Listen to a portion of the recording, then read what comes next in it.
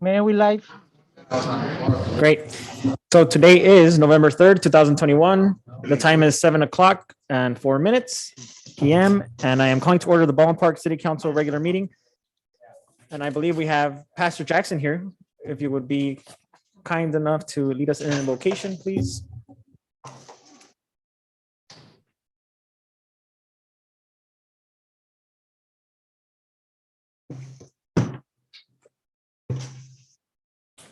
Heavenly Father, we come before you in the name of the Lord. Thank you for the rights and privilege to come to your throne of grace that we may find grace and help in time of need.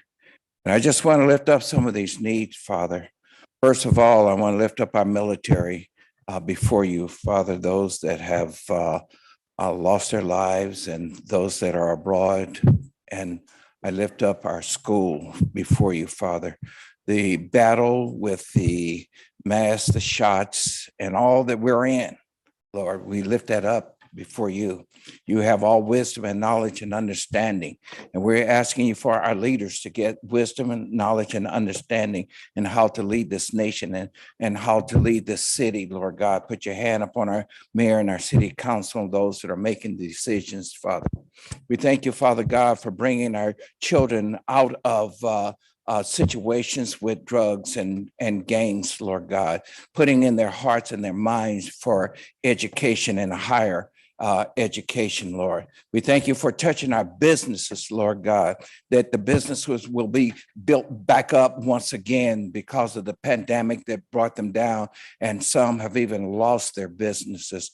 Lord, and I also lift up the first responders, Father, those that are helping those that have caught the COVID and the Delta and other sickness, that they are given their lives that they may live. And I'm asking you also, Lord, and helping their families, Lord God, as well. We are in a situation now that we need you like never before. And we're calling upon your name, Lord. And we're asking for your mighty hand to be up on us. And we thank you, Lord, for the police department, the fire department, the ambulance drivers, all of those that are working to help to make the city great. In the name of the Lord, we pray. Amen.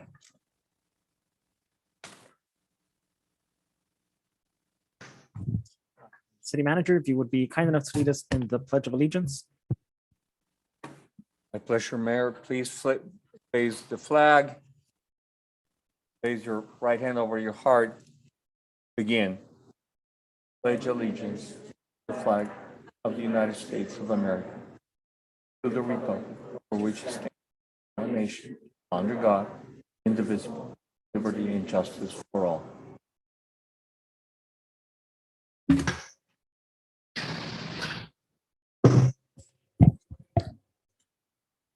Thank you for that. City Clerk, would you mind doing a roll call? Yes, thank you, Mayor. Council members Daniel Damian, Here. Councilmember Monica Garcia, Here. Councilmember Paul Hernandez, Present. Mayor Pro Tem Alejandra Avila, Here. and Mayor Emanuel Estrada. Here. Thank you for that. City Attorney, is there anything to report out from closed session? Thank you, Mayor. The council did consider several items in closed session.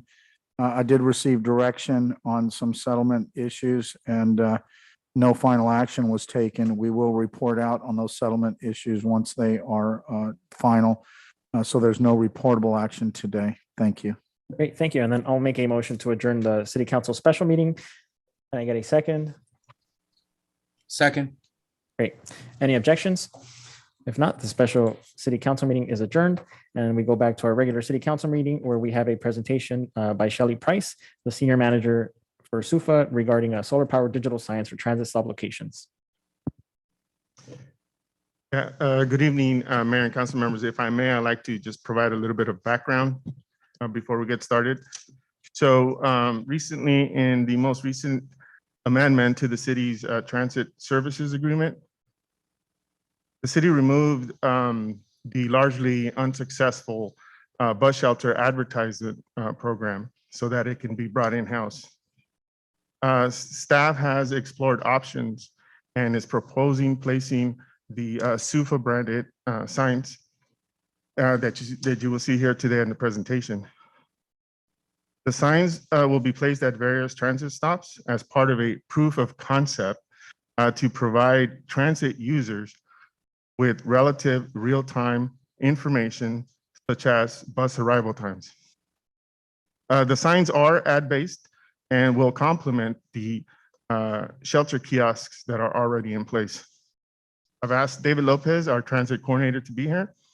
And so with that, I would like to introduce Shelley Price, who's joining us via Zoom to tell you more about the signs. Shelley? Hi, everyone. Thanks, Sam, and thank you, Mayor. I am definitely excited to be here on behalf of SUFA. As I both introduced me, actually, this is a dated slide, the Senior Manager of City Growth for SUFA, which just means I find more partners, particularly in the West, to partner on our signs. SUFA is a woman-founded smart cities startup based in Cambridge, Massachusetts. We were founded out of MIT's Media Lab, and so a lot of our longtime partners are in the Boston area. But I am excited to say that we have been really expanding west pretty rapidly, including quite a few cities in California. Close to you, we have partnerships in Eastvale and San Jacinto already, and then Covina just installed this week, but you would be among our first in LA County. So that would be really exciting for us. Next slide. If you have all used a Kindle before, and it's okay if you haven't, but if you have, it gives you a nice reference for what it's like to interact with the screen on our signs. It's essentially a 42-inch version of that same screen. We partner directly with e-ink, the maker of that screen, for these screens and our signs, which are essentially the screen housed within this big steel structure with a solar collector on top. And the main reason that we do use that type of screen is that it allows us to be 100% solar powered. And that's really important to us, that we're offering a clean technology that we're putting out in the world, out in your community, hopefully. It does offer a few other benefits though. So the solar power is obviously first, but it does also remain visible in bright sunlight, which is nice because these are intended to be out in your public spaces in a pedestrian oriented environment. An LCD screen, you might encounter some glare at some angles, but just like paper, this is called a digital paper display. It absorbs where it needs to absorb and reflects where it needs to reflect to maintain visibility. It's also nice in that it can be placed in a residential area or an area with sensitive environment. Obviously, that's only important in some use cases, but because it doesn't have a backlight, it doesn't add any light pollution. It does remain visible at night. However, there's a little light bar LED right above the screen that pops on at night, and it points directly at the screen. So there's no light pollution going outward. The other nice feature about that type of screen is that it can update in real time over a 4G cell network, and our operations team sets up that connection. So that 4G updating and the solar power combine to make a really quick installation. It's the only connection is 4 holes in the ground, 4 bolts, and then we're good to go. So we don't need to excavate your sidewalks to connect anything, which is nice for a lot of public works teams to hear. And then it allows us to put these signs out into wherever you want them to increase equity of access to information in real time. Next slide. So the screen you're looking at is just one example of how we can set the screens up. We work with each of our city partners to decide which applets, we call them, fill the different content blocks on your specific signs. So obviously this city here, Malden, Massachusetts, has their Twitter feed right on the screen. Not all of our signs do, but it's a really nice way to share the city's content that staff is already spending time to create out in the world with more people who may not follow you on Twitter or Facebook, or maybe just didn't check it that day, or maybe don't have a smartphone at all. So you're increasing access to information without creating any new time that must be spent by staff. This sign also has a real-time transit feed on it. for both a train and a bus, I think, in that instance. And that's something we can do with your transit agency as well, or both actually with the MetroLink and the STI. So we can sync up with all sorts of different feeds to make it such that people know when the bus is actually coming or when the train's actually coming rather than going with the schedule. The top left-hand corner of the one you're looking at is where city staff or even partners, if you decide to open it up to, sometimes Main Street organizations will get involved or chambers. You can post on a more custom basis. So if you have up-to-date COVID information, like testing site around the corner from this sign, you can post that so people know where in the neighborhood things are and what's relevant and happening in that moment. So obviously we know COVID updates have changed very rapidly and sort of unexpectedly sometimes in the last year and a half. So a lot of our partners have shared information on COVID. It could also be a lot more fun related information. It could be city events. It could be stuff your local businesses are doing. We really want to help them stay resilient during this time too. So as much as you want to share on it, you can. We don't limit it. And your staff would do so through our own platform. It's called sufatalk.com. We would provide logins as part of the installation. And it's cloud-based, so you can share information right from your desk without using staff time to go post it wherever it needs to reach the community. Next slide. These are just some other examples of applets that are out in the world with our current partners. Emergency alerts, obviously, if you needed to get word out to all the signs at one time, that's a nice real-time way to do that. The events calendar is another one where we can sync up with it upon installation, so you're not using staff time to share information that may be created already on your website, but not everyone goes to your website or maybe didn't check it that day.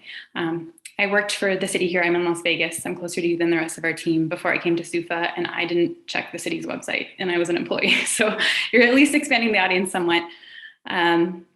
The What's Open applet that this mentions is something we started during COVID to offer to local businesses to post for free, to say, hey, why don't you, don't forget about us. We're doing takeout only now, or whatever it is they were doing.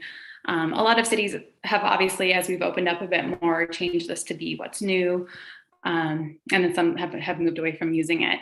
The real-time transit schedule we mentioned is key. It's a really cool use case for our signs that you all might be utilizing. The screens are not touchscreen, which is also kind of nice. When we weren't sure how COVID was transmitted, cities weren't very interested in that. They can be very interactive though in a number of ways. And this opinion poll is one way. So a lot of cities will post a question, and it could be something fun, like what do you want to do this summer? Or it could be something that helps you collect more data from more people on some sort of planning survey, or, what do you want to see on the site? Or what resources do you need from the city that you're not getting? So it's really whatever you want it to be. And then we have a team of content management folks that are checking responses before they go live, if you do decide to populate the responses on the screen as they come in. So it could be something fun where whoever's standing in front of the sign can really interact with it. You could also keep it internal if you needed to keep those responses quiet for some reason as part of a data collection effort. Next slide. I've mentioned most of these. A lot of cities do also have weather on there. Your weather is pretty nice. And if they're standing in front of the sign, they already know. The live transit feed I mentioned, I think we've covered these, but just give you some more ideas of what they could look like. Next slide. This is just to show you that SUFA Talk platform I mentioned. Your staff would have access to post to the signs directly from their desks. And then you could also see, or the staff could also see what is showing on each of your signs at any given moment. Next slide. This is my favorite feature of the sign. I'm a city planner by background, and it is something that I never had that I needed. It is pedestrian data. So each sign has a sensor that's capturing a pure count. We don't know anything about who people are that are walking by or where they're going, unless they happen to be walking down a line of our signs. So we're not capturing anything identifiable other than there is somebody there.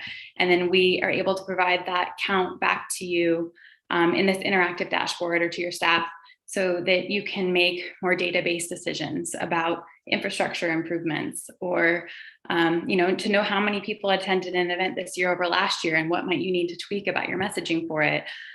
You can look at it down to the hour. You could share it with local businesses to help them figure out, their ideal hours. People got out and about a little bit differently over the last year and a half than they did prior.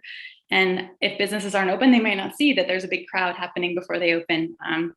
Kind of depends on the setup, whether or not that's the case. But cities basically can use it for however they want to.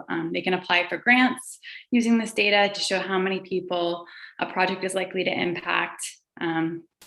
Really can be used however you want to make, to know that you have numbers around the decisions you're making. Next slide. The staff would also have this insight into what's on each screen, but also what is happening with the hardware of the sign. A lot of this is for us, but just in case the staff is curious when it was maintained last, SUFA takes care of maintenance and cleaning.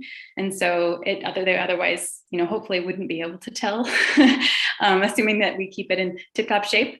And so in case anyone is curious when it was maintained last. And then there's also the status of the solar battery, which we imagine will work amazingly where you are, because they may get through Boston winters. Next slide. The outside of the screen on the sign, so the area around the screen on the front, the sides, and the back are typically covered in this high quality vinyl that our designer can create for you. A lot of cities will use this to incorporate their wayfinding. So a map, the one on the left here has a listing instead of the map. And it could be each sign showing a map that's relevant to that location. It can help, create a sense of identity for the whole city or in individual neighborhoods. You can send our designer colors, logos. It can really make it look official as part of the city. And then the wayfinding is especially helpful in a number of cities. You can also put QR codes not only on the vinyl, like this one is showing, but on the screen. That's another feature of the e-ink screen. It's very scannable. And so you can make a lot of things a lot more interactive in that way too. You can link to signups and historical information, buy transit passes, whatever you want to link to. This one's obviously linking to emergency alerts. Next slide. I mentioned some of this already. SUFA does want this to be as much of a white glove service as you want it to be. We do take care of installation, regular cleaning and maintenance, content management, and that's in terms of both sourcing sponsorships to help cover some of the costs, as well as anything that's requires integration with different data sources like your events calendar and your transit feed. And then also I mentioned the opinion polling. We're checking it before it goes live to make sure there's not a kid out there sending in something that's fun for them, but maybe not for the city. The package is essentially all inclusive in that sense, with the pedestrian data, the number of logins. And then if it is an advertised supported model that you go with, we share 20% of the net revenue back to the city to hopefully cover your costs and then develop a small income stream after that. Next slide. So at this point, I can open it up to questions, and I believe Sam will help take some that are more from the city's perspective. So I would love to know what else I can answer for you all. Great. Thank you for that. So I don't have any questions, but I do think, I'm very excited for these. I just saw them today in Covina. I stopped by their downtown, and they're actually a lot slimmer than they look in the pictures. They're probably around 4 or 5 inches wide, right? Not at the flare, but right at the center of the. Yeah, they are really thin. That's right. Yeah. And they look very nice. They're very sturdy. So I'm very excited. I think that if this works out, this could be a potential way of reaching, further audiences at the border of our city. People who are riding mass transit and other residents that we don't normally have the opportunity to get information to. So I'm very excited for this. I really hope it works out and we can expand on it. If any council members have any questions or concerns. Mr. Mayor, if I may. Yes, Councilmember Hernandez. Thank you. Just a couple questions. One is, how are they protected, or what type of coverings do you have, or how do you deal with graffiti on these items, and or scratching of the screen or anything like that? Yeah, really good question. And it's actually one I get from every city in California. So it'll be interesting to see how our installations play out there. It is up to SUFA to take care of that. It's in the agreement that we keep them looking tip top. And our name is on the sign as well. So we want them looking as good as possible. We obviously can't prevent it. So we do need to figure out obviously how to keep them clean. In a lot of cases, graffiti is cleanable. I'm not sure that's a word, able to be cleaned. Yeah, our maintenance contractor, we contract with people on the ground locally to make sure we can be there, as soon as we know about it. So we would need to make sure that we're the ones contacted, whether it's, however you find out about it, whether it's a 311 system or whatever it is, we would need to be contacted. And so we could clean it. If it's a vinyl, we could just replace the vinyl. And we do find, though, we actually don't encounter it as much as you would expect. My theories about that are that the vinyl is not a blank canvas. When you've got all sorts of things on it, whatever is added to it won't show up. Some of our city partners even have their local artists help design the vinyl, so it could be a respect thing. To my knowledge, we've not had a screen damaged in that way. We had one smashed with a bat once and we just replaced it. There's also another theory that I have about why we don't see this as often as you would expect, is that we do put these in places where there are people out and about, and they do look fairly formal and this monolithic design, and they look as if they could have a security camera on them. So we really don't encounter it. We did have one hit by a car, which they're pedestrian oriented, so that says that car was pretty off track. Excellent. And then the follow-up question is, obviously with technology and 4G and everything else, have these ever been hacked, from, a 10-year-old or a 13-year-old nowadays? Yeah, good question. What type of prevention around that?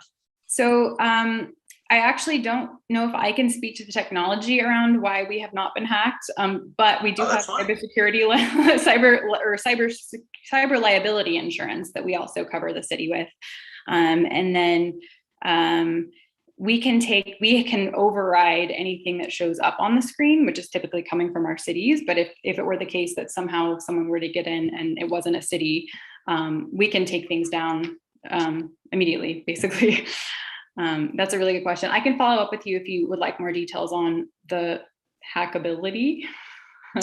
Yeah, I mean, nowadays, as you can imagine, everything's hackable. I mean, yeah. It's just the level of sophistication, but no, that'd be great. Thank you. Appreciate it. Looking forward to having these in our city. Oh, fantastic. Mayor. Yes, Councilmember Garcia. Thank you. I have a question, Shelley. Sure. You mentioned that this will collect pedestrian information. So does it basically track like traffic and hours? And like you said, it doesn't collect any personal information, right? Right. So the way that it does that is through, it's capturing the number of cell phone MAC addresses that are looking for Wi-Fi. So we don't know anything about who it is, whose phone it is. We just know, oh, that's one number. So we count that as an individual, and we have a certain amount of time that calculates as a session. It's this very complicated algorithm that you may not want the details of, but I can send it to you if you'd like. So obviously not everyone has their phone set up appropriately to be looking for Wi-Fi, and we're not providing Wi-Fi. We just know that someone's looking for it. The phone is looking for it. So we have these in enough cities now to where we have it calibrated really well to where we know if we're seeing this many, we're very likely missing exactly this many people. Including, other people who may not have smartphones that are looking for Wi-Fi. So then my next question is, what does the company do with that information? We share it back with you only. Okay. Yeah, it's a pure number, so it's not really useful in a lot of other ways. Yeah, I was going to say, what are the uses of that information? So from a city's perspective, you could use it to figure out how many people are using your public spaces at various times, which is useful for all sorts of decision making, whether you're planning events or making infrastructure decisions, which sidewalk is actually worth spending the money on first. So capital improvement plan prioritization. I used to need it when I was a planner for grant applications to know how many people use a park, for instance, to say, if I were to get this grant and that grant covers some sort of improvement, it's likely to help this many people. So a lot of it can just make your decisions more data-based. As I shared earlier, we have had some cities actually share it with their local businesses so the local businesses can see the traffic. You could also share it with prospective businesses to say, we have this many people. Don't you want to put your business here? So it's really whatever you want to use it for, but we do have quite a few use cases that we've seen cities use. You could also kind of use it to estimate how many people have seen your content on the signs. Okay, thank you. Yeah, good question. Mayor, I just have one question. Shelley, thank you very much for the presentation. I just have one quick question. Yeah. On the images there, I've seen the screens that were all black and white. Will these be in color or will they be black and white? The technology that e-ink offers now is only black and white. And because that's what allows us to be solar powered, and that's our most important feature, we'll stick with it. As soon as they do have color, we'll roll it out to our signs, even if they're already in the ground. We know that a lot of cities do like color, although a lot of cities actually think they want it. And then when they get the black and white, they realize it's kind of looks official, you know. But that said, I live in Las Vegas. People like color. So the e-ink actually currently has something. I'll tell you that this is in development. They have a prototype in our office right now that has red, I think, and yellow only. So the fact that they decided to send that out as a prototype says they might be a ways off from the full color. So we would rather have the full grayscale. It's a really high quality grayscale. But yeah, I definitely understand the need for color. In some contexts. Thank you.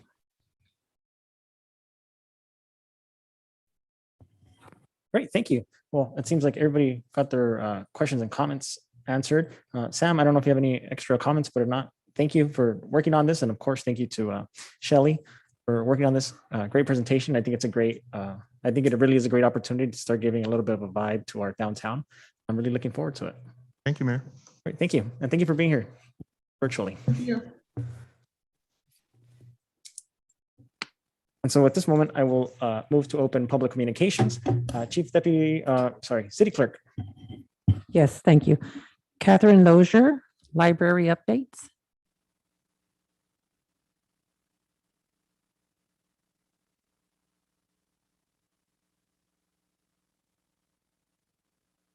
Good evening, Honorable Mayor, Mayor Pro Tem, council members, community partners, and fellow community members.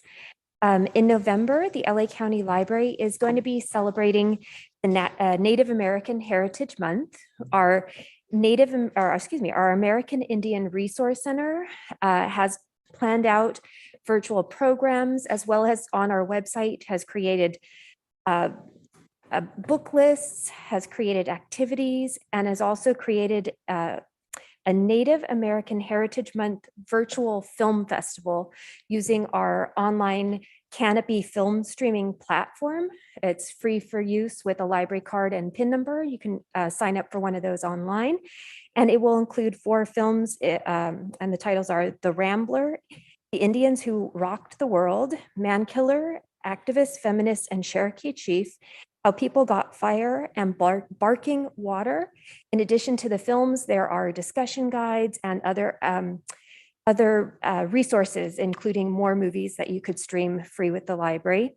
And then some of the activities, or excuse me, some of the programs that are planned include a preschool story time on Friday that will feature Native American authors and themes. And that's for ages 2 to 5 and parents. And then a program that will be taking place on Tuesday, November 9th is a partnership with Theodore Payne Foundation, which does native plants, native Californian plants. And Cat High, who is of Hoopa descent, they'll be tying in a program that talks about native Californian plants and how they were of importance to the native peoples here in California. And that will take place at 6 p.m. And at a few libraries, and we're running out pretty soon at Baldwin Park, we have kits where you can get a couple of plants to take home and plant as part of this program. And thank you so much. You can find the information about all of these resources and programs at our website, lacountylibrary.org. You can always stop in and see us at the library. And thank you so much for your time. Thank you. Alfonso Ramirez. We will talk about fruit vendors and taco stands and homeless. Good evening to all. Thank you for your time. I'm here about seeing fruit vendors all over the area, and my concern is their health. I'm seeing these guys are there for the whole day. Where do these guys use the restroom? I'm pretty sure we all work and we use the restroom many times. So that's my concern. I see them cutting, you know, I've seen taco stands. I called code enforcement a couple weeks ago and they said Baldwin Park does not allow taco stands, 100% illegal. I spoke to Jose Martinez and I even called the police on them and they're still functioning. I've seen them in Baldwin Park Boulevard in Tracy. That one's about a month old. I see another one on the Ramona Boulevard in Arica, Ramona Boulevard, Foster, and then also on Main and Puente Avenue. So these guys are just coming out everywhere. If you go to a neighboring city of El Monte, it's just it's just loaded with tacos places everywhere. And my concern is the safety, health, our health. Cars are passing by, they're slamming on the brakes, brake dust goes everywhere. That's going to people's foods. So you guys have to think about that. It's just, I think if we get a couple here and there, before we know it's gonna be like a swarm of places, those taco stands. And so that's one of my concerns, the fruit vendors, the taco stands, you know, how's their safety, their health? You know, how clean are they? Also, homeless. I see homeless. They're everywhere, right? But I see them on Delwood and West Avenue by the Jack in the Box. There's like Abel's transmissions. They're everywhere right there. These guys are just causing fires. That's some of my concerns for the city. Baldwin Park's a great place. We have nice eateries to eat, but like those taco places, I don't know, man. I don't think it looks good. I personally feel also it brings down property value to our homes. But it looks like, you know, doesn't look good, man. So that's the only thing I'm concerned for right now, in my opinion. And thank you guys for your time and thank everyone. Thank you. Julia Ruedas, she will speak on item number 9.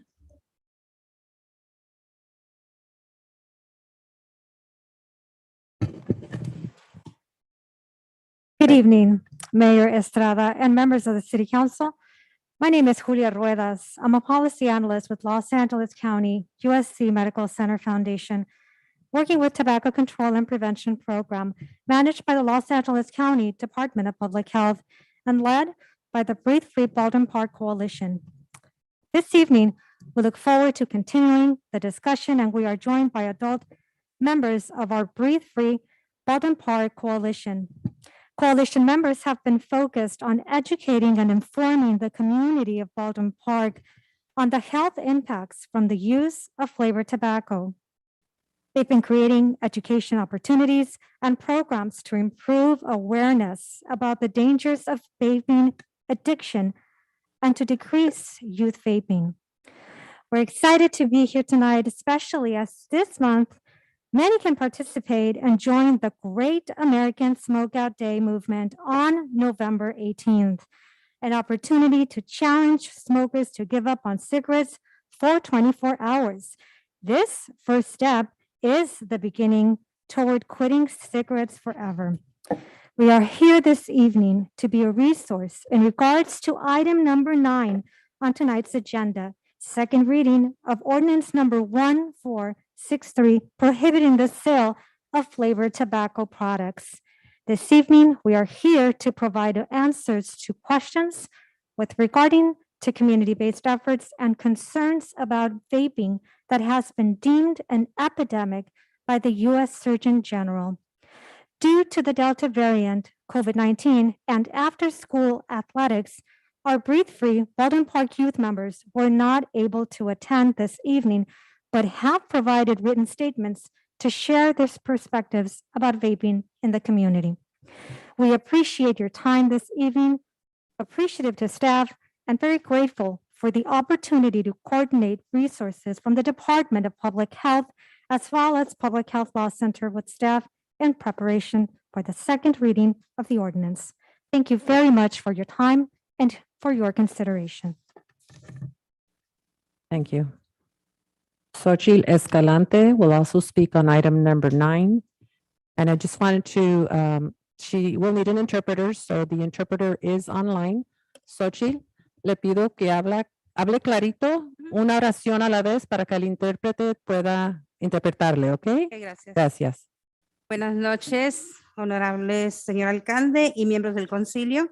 Mi nombre es Xochitl Escalante. Soy residente de esta ciudad y pertenezco a la coalición Respirar Libre de Baldwin Park. Yo he estado involucrado en comités de distritos escolares y en la ciudad con proyectos de salud, calles seguras y en derechos para los inquilinos. Interpreter.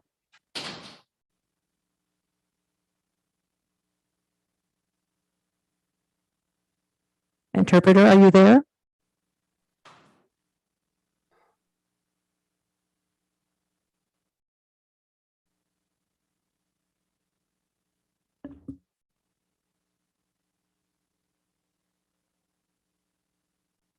Ya.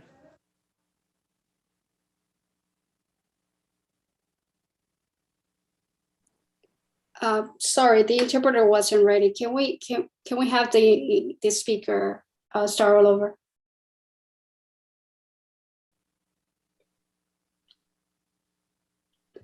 Can you hear me? My apologies. Go ahead and interpret what she. Perfect. Thank you. Good evening, Honorable Mayor Estrada and members of the City Council. My name is Xochitl Escalante. I'm a resident of this city and I am a member of the Breathe Free Baldwin Park Coalition. I've been involved in school district committees and at the city with projects that involved health, safety, streets, and immigration rights. Esta noche quiero compartirles mi preocupación acerca de los peligros del cigarrillo electrónico y el tabaco con sabor. This evening, I am here to share my concern of the dangers of electronic cigarettes and flavored tobacco. Nuestra coalición se ha enfocado en apoyar en Baldwin Park saludable y libre de adicciones para nuestros jóvenes y niños, ya que ellos son el futuro. Nuestros esfuerzos han sido con la esperanza de un cambio en contra de este mal que empezamos hace 2 años. Siempre hemos estado manteniéndonos visibles para informarles y dejarles saber que estamos dispuestos a trabajar en conjunto con nuestro liderazgo de nuestra comunidad para unirnos y juntos colaborar para seguir apoyando la protección, la salud y el bienestar de los jóvenes y residentes de la comunidad.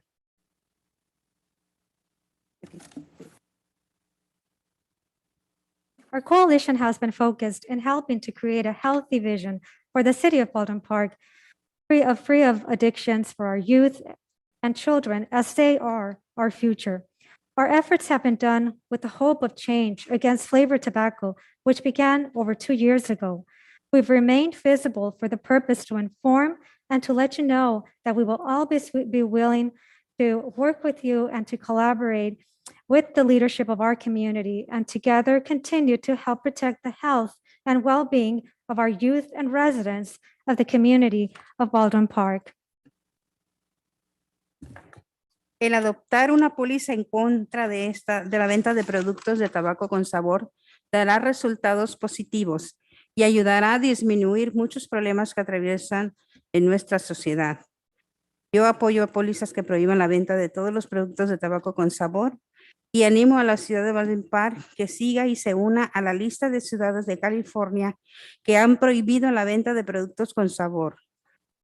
Por eso firmemente apoyo el artículo número 9 de la agenda de esta noche y pido la consideración de su voto a favor. Ahora es el momento para que Baldwin Park sea líder en salvar vidas y proteger a los residentes de una vida de adicción a causa de productos de tabaco con sabor. Muchas gracias por su atención. To adopt a policy to ban flavored tobacco products will provide positive results, and it will help to decrease many problems that our society faces. I support a policy that prohibits the sale of flavored tobacco products. I encourage the city of Baldwin Park to follow the growing list of cities in California that have gone through this process of prohibiting the sale of flavored tobacco products. This is why I strongly support item number 9 of tonight's agenda. I ask for your consideration and for your vote in favor of this item. Now is the time for the city of Baldwin Park to become a leader in saving lives by protecting residents from getting hooked on flavored tobacco products and a lifetime of addiction. Thank you for your consideration. Thank you. Yolanda Martinez, she will also need an interpreter. And Julia has volunteered to interpret. Thank you. Buenas noches, señor alcalde Estrada y miembros del concilio. Mi nombre es Yolanda Martínez. Tengo 15 años viviendo en esta comunidad. Soy miembro de la coalición Respirar Libre y madre de familia. Como residente de esta ciudad y madre, estoy preocupada por el bienestar de mi hijo y por todos los jóvenes de nuestra comunidad. No me gustaría que mi hijo y otros jóvenes cayeran en la tentación y manipulación del tabaco con sabor. Quiero aprovechar este momento para agradecerle a la Oficina de Educación del Condado de Los Ángeles, LEICO, a la Preparatoria de Baldwin Park y al liderazgo del Distrito Escolar Unificado de Baldwin Park por habernos permitido ofrecer entrenamientos a su comunidad de maestros, padres y de familia y estudiantes. Muy en especial al liderazgo de la mesa directiva por apoyar en adoptar unánimemente una póliza en contra del uso y venta de cigarrillos electrónicos y dispositivos de vapeo. Esto fue un gran triunfo, ya que en el distrito se comprometió en buscar maneras para la prevención y intervención de servicios para nuestros estudiantes. Nuestro esfuerzo por un Baldwin Park saludable lleva ya 2 años. Esto se dice fácil, pero no hubiera sido posible sin la ayuda de toda la gente que participó en nuestras encuestas, donde los resultados coincidieron más del 95%, donde la comunidad favorece una póliza en apoyo a la restricción de la venta de productos de tabaco con sabor.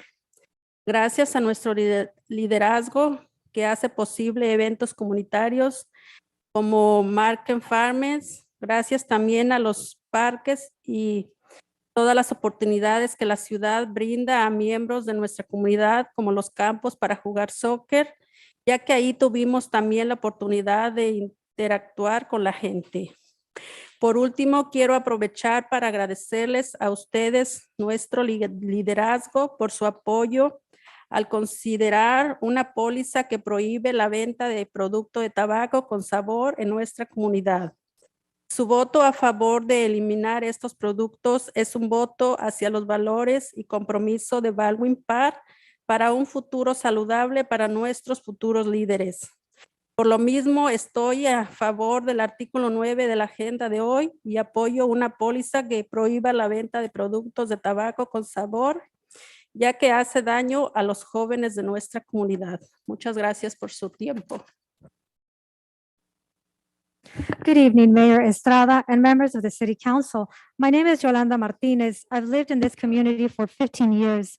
I'm a member of the Breathe Free Baldwin Park Coalition and mother.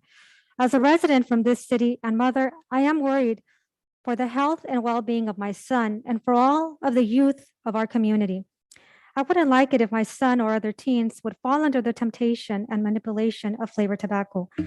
I want to take this moment to thank the Los Angeles County Office of Education, Baldwin Park High School, and the entire leadership of the Baldwin Park Unified School District for allowing us to offer trainings and information to their community of teachers, parents, and students, especially to the leadership on the school board for supporting a policy voted unanimously against the use of sale of e-cigarettes and vaping devices. This was a huge success as the district committed to explore policies and ways for the intervention and prevention of services for our students. Our efforts in our community for a healthy Baldwin Park have been done for over 2 years. This seems easy, but it would not have been possible without the help of all of the people who participated in our public opinion surveys. The results showed that more than 95% of the community is in favor of a policy to support the restriction of flavored tobacco products. Thank you to our leadership who makes possible community events such as the farmers market. Thank you to the parks and to all for the opportunities that the city makes possible for members of our community, others like the fields to play soccer, as this was another opportunity we had to interact with people. To conclude, I want to take this opportunity to thank you for your leadership to support a policy to ban flavored tobacco products in our community. Your vote in favor to eliminate these products is a vote of the values and on the commitment of Baldwin Park for a healthy future for our future leaders. Because of this, I support item number 9 from tonight's agenda. I support a policy that can prohibit the sale of flavored tobacco products, as these are bad for the youth of our community. Thank you. Thank you. Christian Guillen will speak on questions about 3 of the biggest problems the city is currently facing.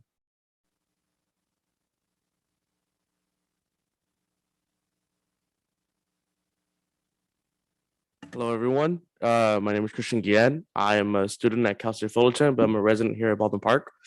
I'm currently taking a American government class at Fullerton, and one of those requirements for that class was to come to a city council meeting. And so a part of not only just coming to the city council meeting was to ask questions. So my question is, what are the 3 biggest problems or concerns that the city is currently facing, and why? This is the time for you to speak, so you have 3 minutes. They can answer your questions afterwards. That's it. That's it for me. It's just one question. Okay. One question, that's it? Yeah. Okay, so that's they it. can answer afterwards. Thank you. Carmen Vargas, streetlight and bumps or bumps?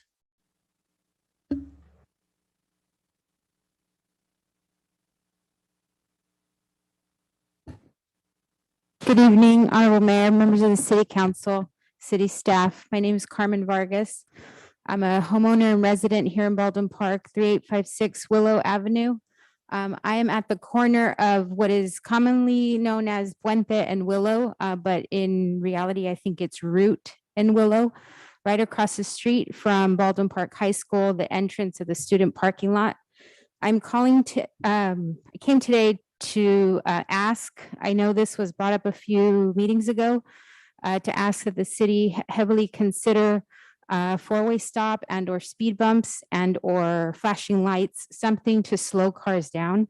I have several cameras in my yard, so I definitely have the footage, especially yesterday when there was a crash right in front of my house, woke me up at 6:50 in the morning, 2 cars.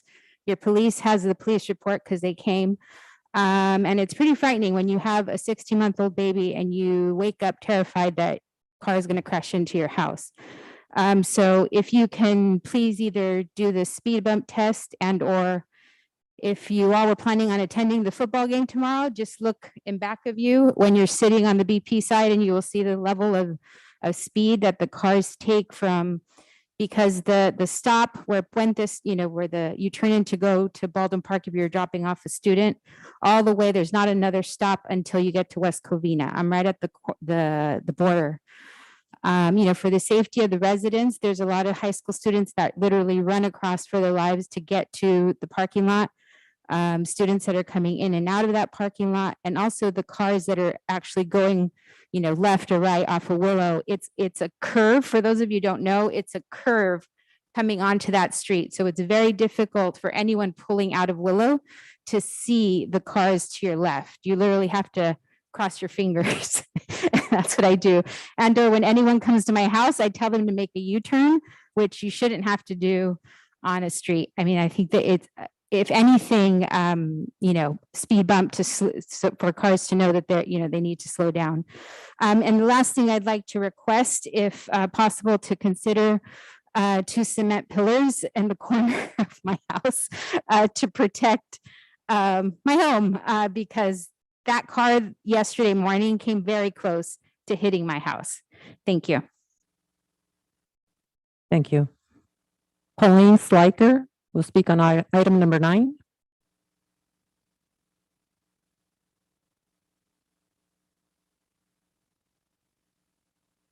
Hi, I'm Pauline. I've been a resident of Baldwin Park since 1972, and I work at a retail, and I've worked at it for years. By taking away the flavored tobacco and that, it would be taking away the sales from the store. They've done it in El Monte areas, and you have to lay off a lot of the people that are working, which means my job could go away. And we do everything we do at the store. We check for ID. We do everything we're supposed to do by the laws. If it's a statewide thing, like the whole California, I would understand, but going city for city, it just doesn't make any sense. Because then the people that are buying the regular tobacco, flavored or otherwise, they're buying other items. They'll just go to another city and we lose the city sales. And then, like I said, a lot of the stores are laying off people with COVID anyways. This will just be another item that it takes away. So, thank you. Thank you. Sonia Waraj. Item number 9.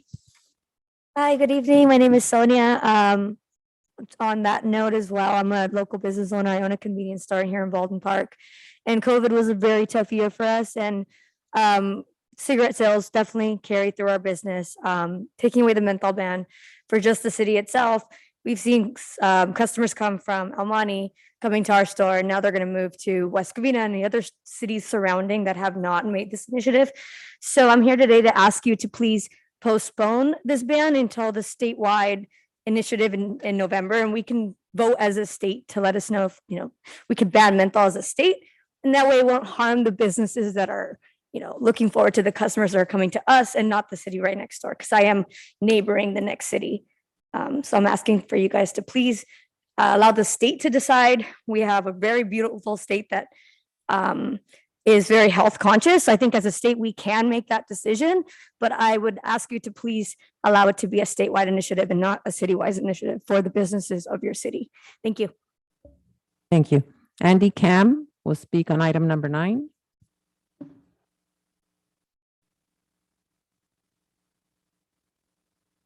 Good evening. As a retailer, I have businesses in El Monte, South El Monte, Baldwin Park, West Covina, Pomona, and different various areas. City of El Monte banned the flavored cigarettes. Our sales overall in the store took a dive. And in these COVID years, it affected our profitability and we had to lay off people. Our sales in Baldwin Park, in South El Monte, West Covina grew because the customers from El Monte were shopping our stores. Today, when you look at putting a flavor ban, you are actually affecting your neighborhood businesses because businesses are already being harmed. And if we have this law, which is across California, customers will stay and still shop the same cities and same businesses. But you will be putting people, retailers at a disadvantage. Around $5,000 hit per business is being taken when a flavor ban takes place because the related items which are sold through the store will stop and the customers will move to other cities. That's the effect I have seen.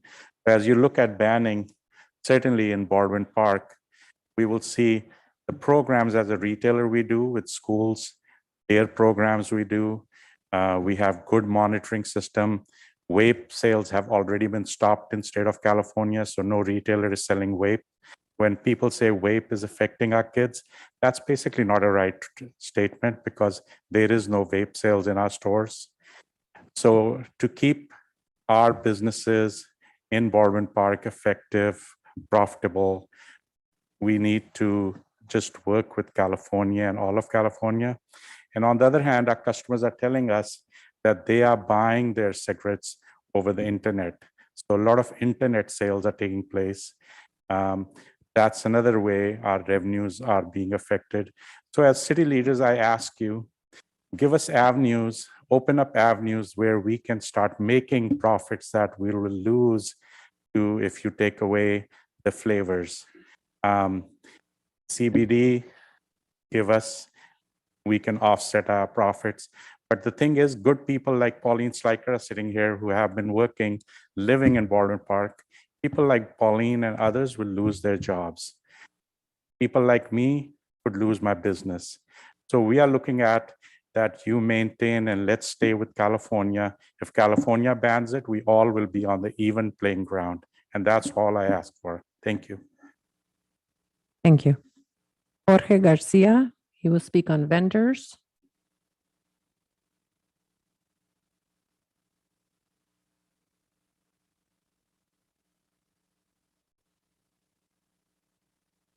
You will need an interpreter. If the interpreter is still online, can you please interpret for Mr. Garcia? Absolutely, the interpreter is ready. Thank you. Okay. Hola, soy alcalde Estrada. Yo soy vendedor ambulante. Y quería hablar sobre los puntos, ¿verdad? Que todos dan aquí. Ah, yo trabajo solo fines de semana, ¿verdad? En cuanto a lo de la salud y los puntos que comentan aquí de si ellos tienen dudas, nosotros tratamos de manipular los alimentos de la mejor manera que se pueda. Usamos guantes, usamos personas para que cobren, una cocinera, un preparador. Yo soy residente de Bowling Park, yo hablo por mí. Yo vivo a menos de un minuto. Un minuto para que el intérprete. Good evening, Mayor. I'm here to speak on, the different points that other people have touched on in the past around street vending. I am actually a street vendor, and I want to tell you that, and I want to speak to the different aspects relating, public health, and I want to add that as far as managing or handling the food, we have different people performing different tasks. I have a cook, I have somebody prepping the food as well. I am a resident of Bowen Park. Adelante. Sí, quería ver de la manera, pues nosotros lo hacemos, a veces no es por gusto, sino que muchos de nosotros, pues tenemos que sacar adelante a nuestras familias. Yo tengo trabajo, yo tengo mi trabajo, pero con el sueldo que me pagan, así como está la renta, está la comida, ahorita toda la canasta básica se ha ido al doble, Les digo porque yo compro mucha comida, pues para vender también. Pues no lo hacemos por gusto, solamente pues queremos hacer un dinero extra y estamos en la mejor disposición de colaborar con ustedes. Yo no sé si nos pueden designar alguna área, yo no sé cómo trabajaría con ustedes.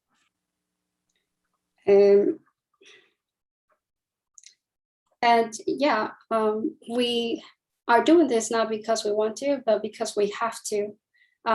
It's just another means for us to get ahead. I do have a job, a 9-to-5 job, and I do this on the weekends. And I do it because I need to afford to pay for groceries for my family, which are twice as much, as of late. And so I do it to make some extra money on the side. And so I'm here to maybe see if there's a way for us to collaborate, if maybe you can assign a specific sites where we can vend.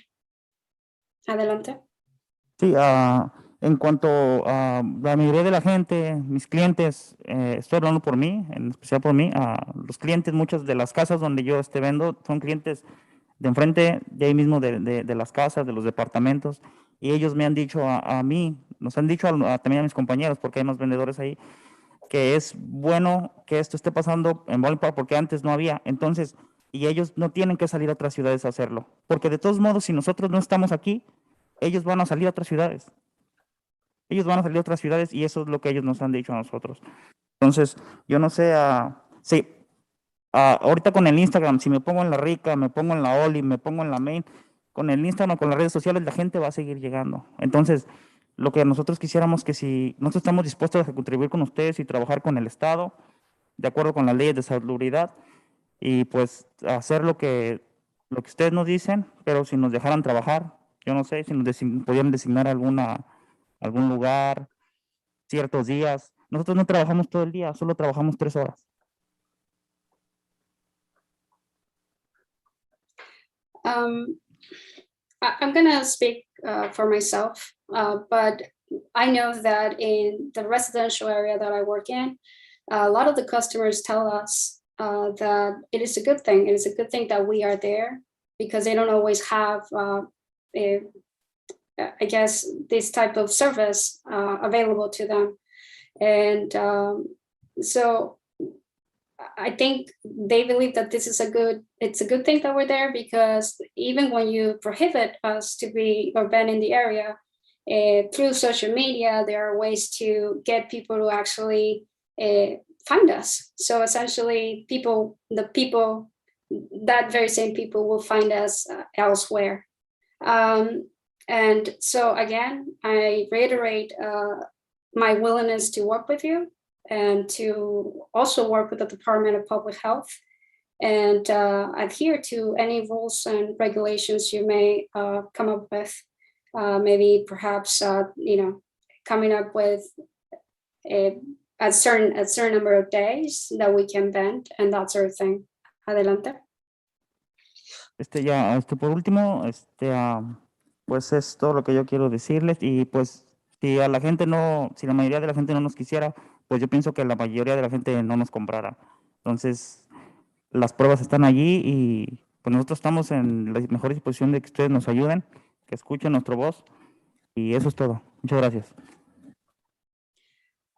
Again, I believe that if people did not want to support us or that if they didn't want us there, they wouldn't support us. So yeah, we would love for you to support us and to help us.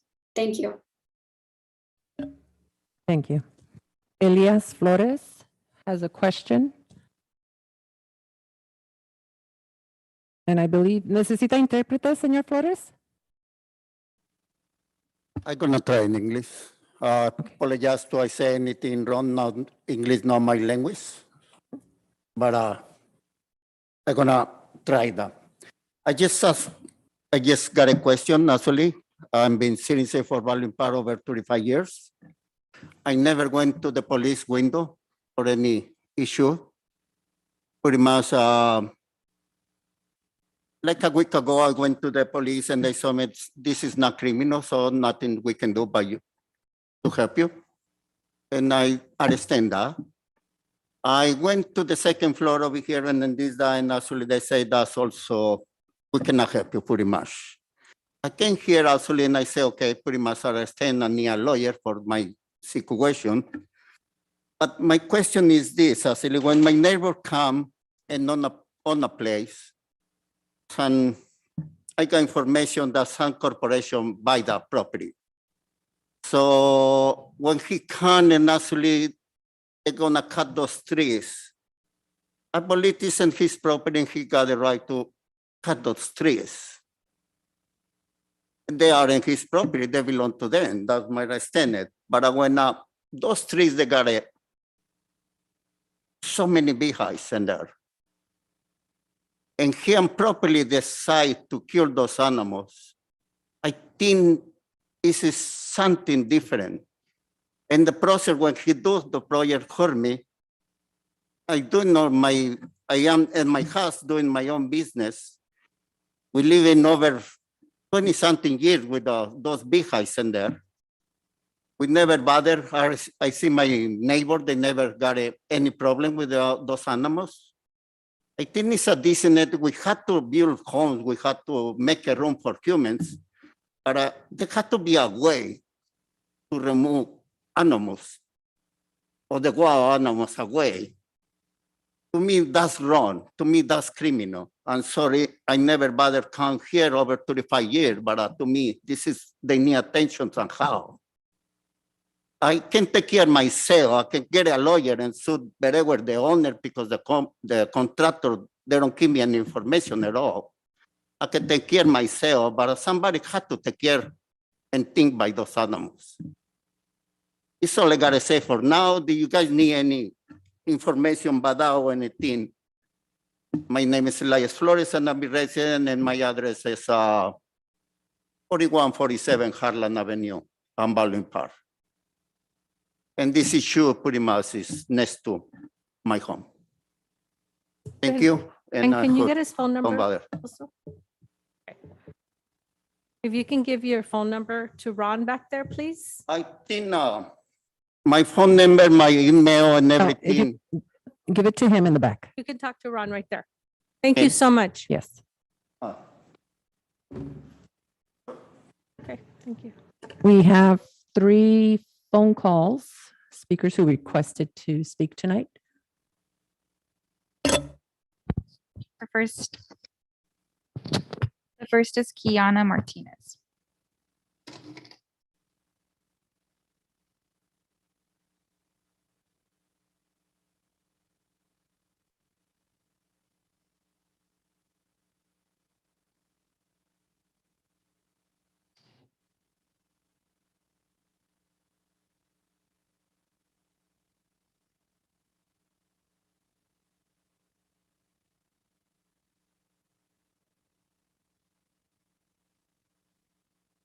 Kiana. This is the City of Baldwin Park. You're requested to speak during council communications.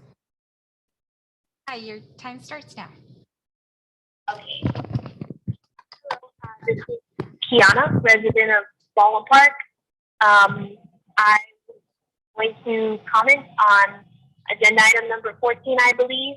I don't know if y'all are going to bring it up today, but it was around updating the rent stabilization ordinance. I think I had spoken to some of the city council members before about including certain things.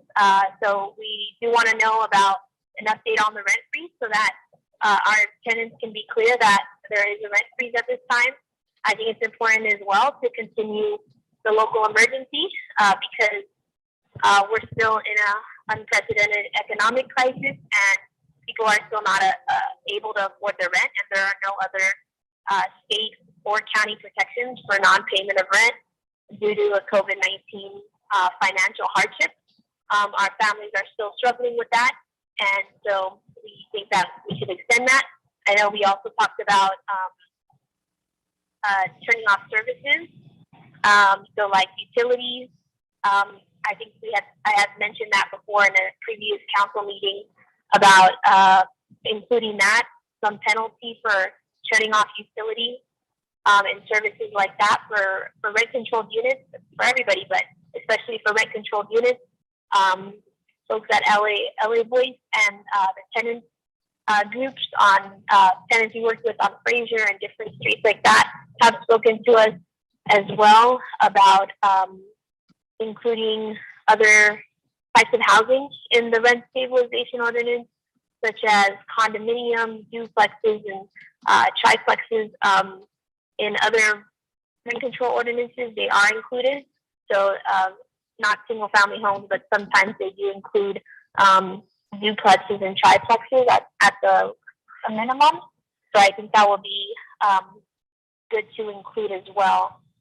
And yeah, and just anything else that we can do to talk to the tenants, to hear from them about what the issues are. Again, that's the most important thing that we need to do. And of course, the only other thing would be with the talking about an anti-harassment ordinance as well and getting legal representation to our residents, because over 90% of cases that have legal representation win. So that's very important to us. And that will be my comment for today. Thank you. Thank you. The next speaker is Hrant. That's Bedian.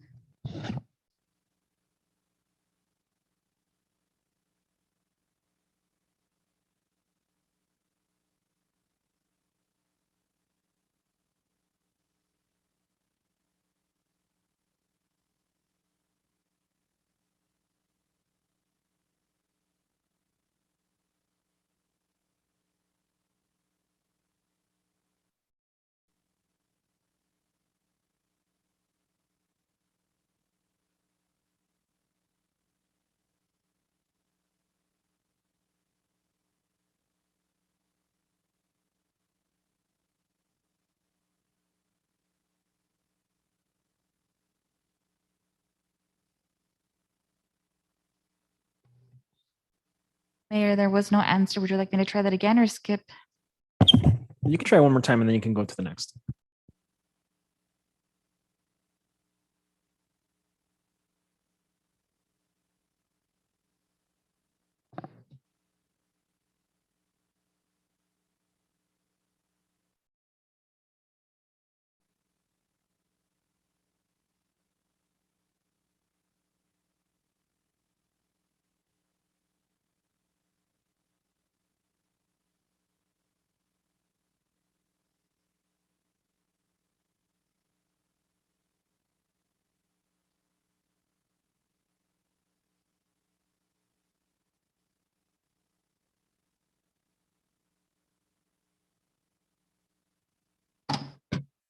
All right, there was no answer. The next speaker is Beatriz Sandoval.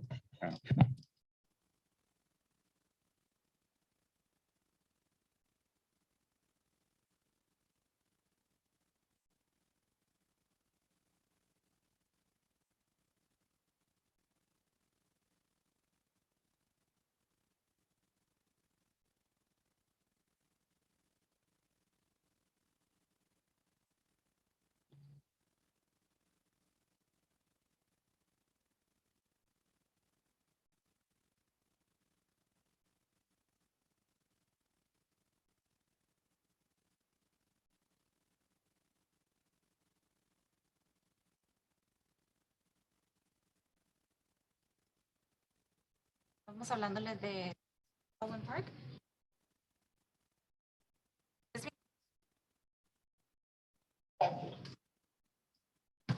Ok, puede empezar. Good evening, City Council, the President, Mayor, and Council members. I'm here calling to support, a strong support to prohibit the sale of flavored tobacco products.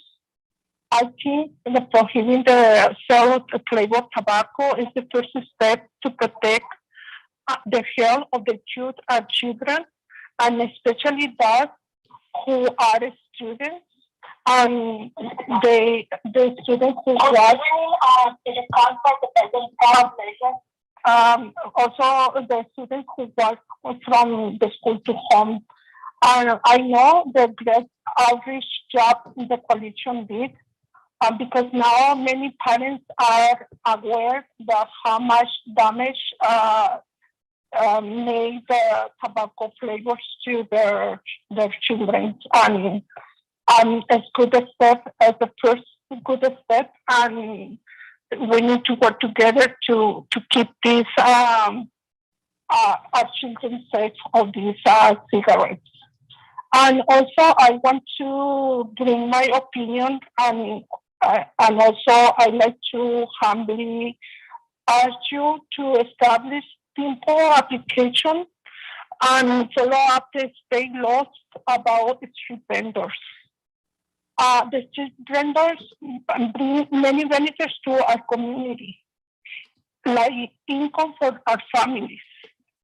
Also bring culture to the new generation of immigrants from all over the world.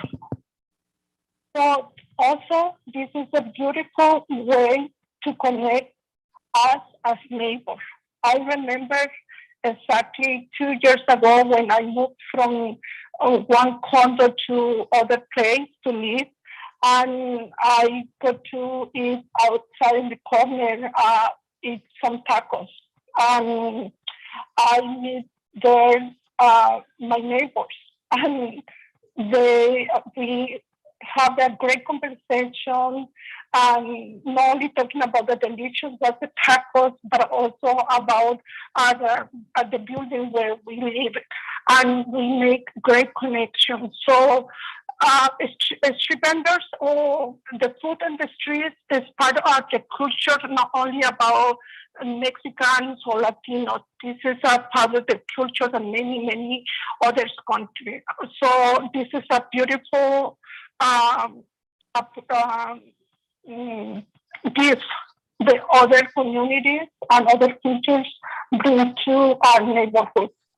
So I encourage you, and also I ask you again humbly to establish application. Time is up. I know that you're also requesting 13, and that is a public. Would you like me to call you back for that? Okay, we'll do. Mayor, those are all the speakers that we know of. Great. Thank you, City Clerk. So at this point, if there's anybody who didn't fill out the card and is looking to speak, now would be your time. Looking that nobody else is looking to speak at this moment, I will close the public communication. Thank you for that. And then I think the student that goes to Cal State Fullerton, if you were to ask everybody here their top 3, you would probably incite the biggest fight. So it's probably best for you to reach out to every single council member. You can include myself independently via email, and they will answer your question that way. And you can even set up a meeting with them if they're willing to do so. Okay.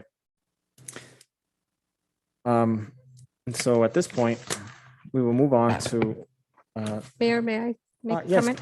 Council Mayor Pro Tem, go ahead. Thank you.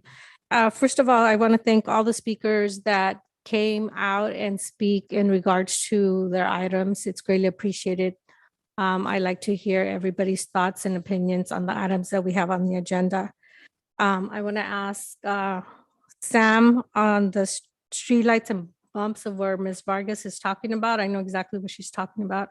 I don't know if you've done an assessment in that area, but it is a very busy area where students are crossing the street. It is very dangerous. I don't know if it's a possibility like they did across from Sierra Vista where you did the flashing lights for students can cross, and maybe make an assessment of what can be done in that particular area, because it is a major crossing area for our students there. I also want to bring up the taco situation. I know it's an ongoing conversation that we are definitely looking for solutions. Our goal is to be able to help the vendors, and we do want everything done in a proper way. We want health code to be the process of it, because it is important that health codes are being followed. So be assured that we are looking into the situation. We want to do the best, make the best decisions for our community, as well as for those vendors that are seeking to make extra money for their families. We completely understand that. So we want to make it fair. There is an ordinance that there shouldn't be certain type of vending and that you should have a license and health, but they're not very clear. So we are working on that to make sure it's clear and to see what better way we can help you to be able to obtain these licenses and these permits so that you can have your business in the city of Baldwin Park. And I like the idea of providing an area. Actually brought it up a few meetings ago, or last meeting, where you can do your vending away from, I think the ideal will be away from actual businesses, so you don't disturb their business on certain days. So it's not every day of the week. So we're looking into everything. Please be assured of that. And we're looking for the benefit of everyone. So besides that, I don't have any other comments. Thank you. Hey, Mayor, Thank you again for your comments. So Mayor Pro Tem brought a good point, and then I just want to double check. Sam, can you make sure you have the lady's information regarding the stop signs and potential speed deterrents? Yes, Mayor, I believe we've already collected that data. I think Esther was able to speak with her and collect that information. Thank you. Okay, and then I guess we should just be kind of clear on that it does take a couple of months sometimes to kind of go through the studies and the process to put those things in place. Yes. It's going to take a little bit of yeah, time. We will program a warrant study for a signal and or a stop sign. And if that doesn't pan out, then we can look at other options. Like Councilwoman Avila was talking about with the high visibility crosswalk lighting. Great, thank you. And then Mayor Pro Tem, you also brought up a good point. So tomorrow, the City of El Monte is actually starting their weekly, I think it's called Flavor Fest, and that is where they will have a designated area for street vendors. And I believe this may be in partnership with the county health department. So this might be something to look into and something that can guide us in the future. I know that people bring up the ordinances, and I've always brought up the ordinances and the history of Baldwin Park. And to me, a lot of the ordinances that have been in place in Baldwin Park have had some sort of anti-Hispanic sentiment to them. And that being one of those is the targeting of food vendors here in our area. One of the things that concerns me the most is that sometimes people have reported that they feel that that staff is being encouraged to go and not only cite these vendors, but also dispose of their food, which is to me something humiliating and degrading and completely unnecessary. So as we move forward, we did put a pause on this, and that's something similar to a moratorium, which is completely normal while we move along.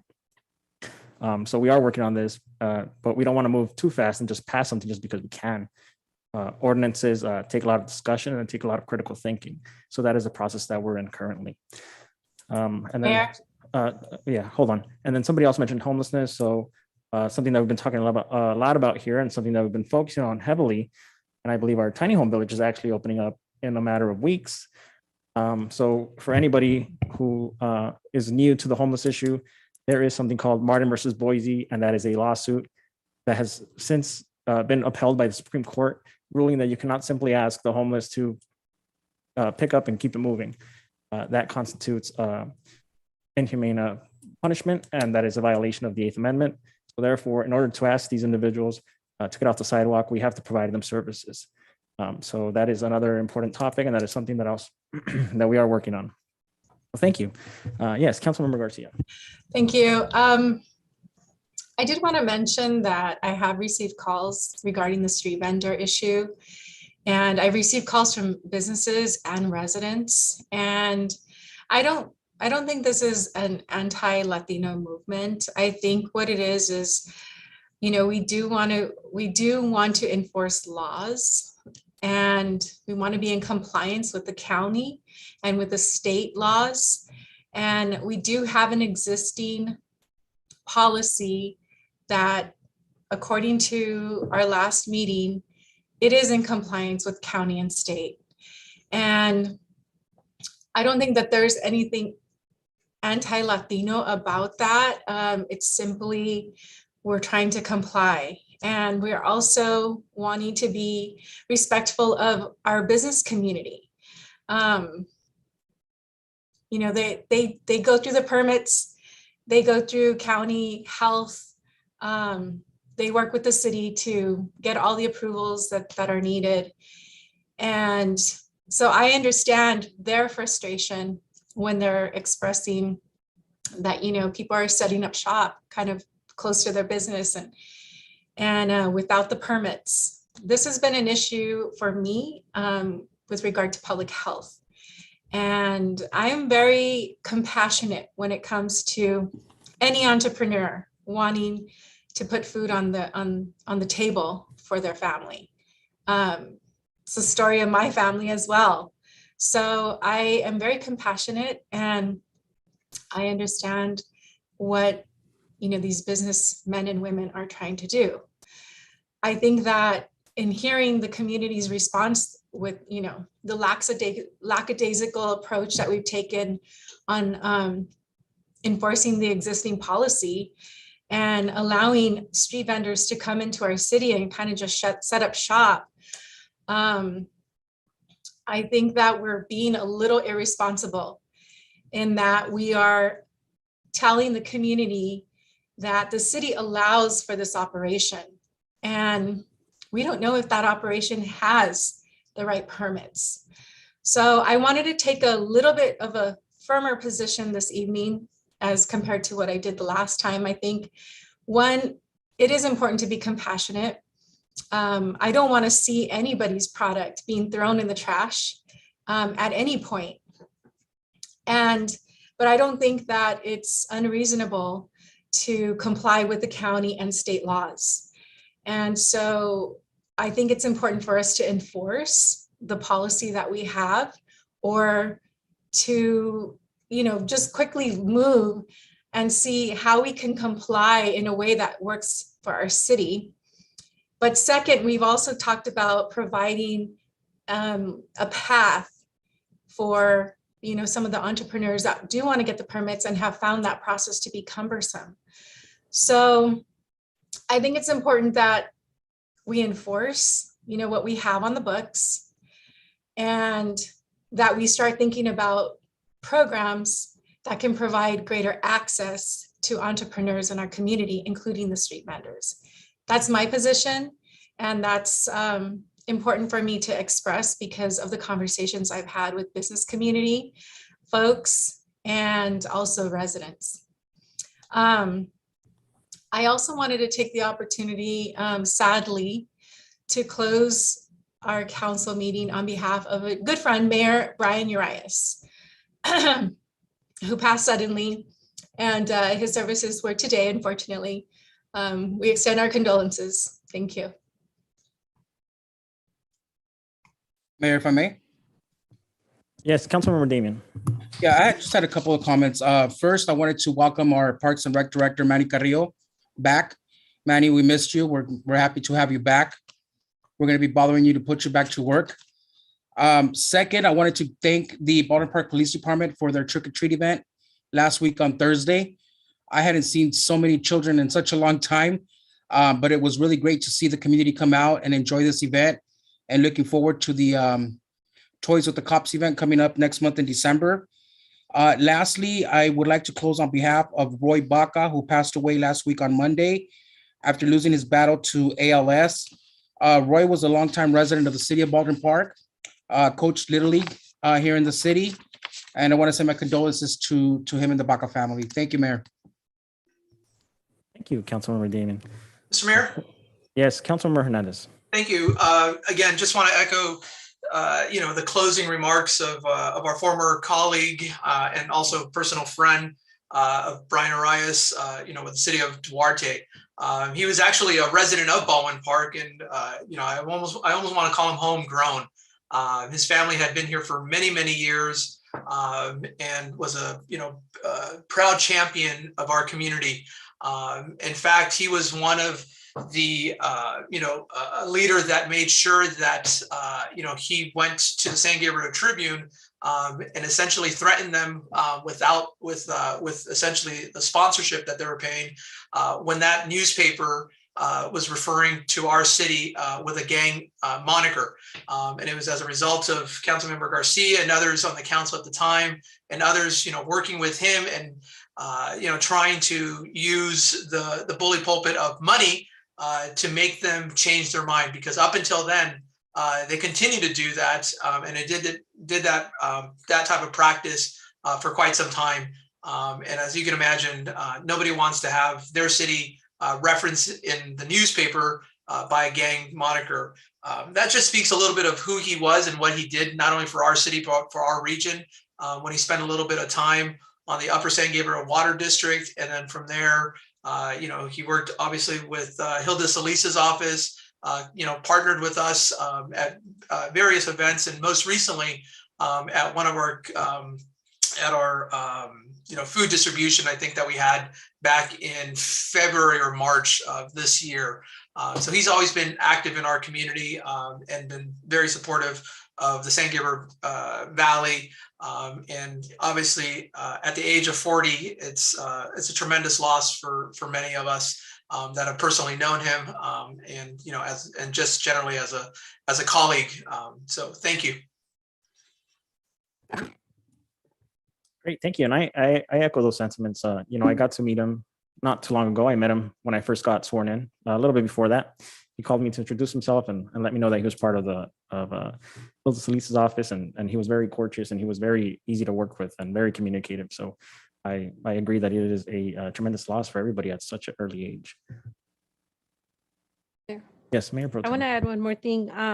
Catherine, I don't know if you reached out to the Baldwin Park School District. Maybe they can add your information on their webpage. The story time for preschoolers, I think it's amazing. Well, everything that you mentioned, but I think parents are always looking for activities for their children. So they may be able to add your information on the district webpage. I also want to give my condolences to the Baca and the Urias family. I didn't know Mr. Urias very well. I had a few conversations with him here and there, but I do give my condolences to the family as well as to the Baca family. Thank you. Mayor, and if I can follow up to those comments, during the recession when we were very, challenged with revenues and with finances here at the city, it didn't stop our business of delivering service. And a constituent had approached the city council about Walnut Creek Park. And it was at the time a passive park like it is today, but it didn't have the improvements that we see today. And, Mayor Urias at the time was an ally in the region. I think he was on the Upper District Water Board. And he knew that I had been advocating for improvements to this park, but money was tight. So, he was aware of environmental groups in the region that were interested in investing in parks in the San Gabriel Valley. And he was kind enough to remember that was a priority for the city, one that we couldn't fund at the time. And he put us in touch with the environmental groups. And I remember in December, I think it was of 2012, we met at the park and Manny Carrillo was there, Maria Moreno and staff. We walked the park with the environmental groups.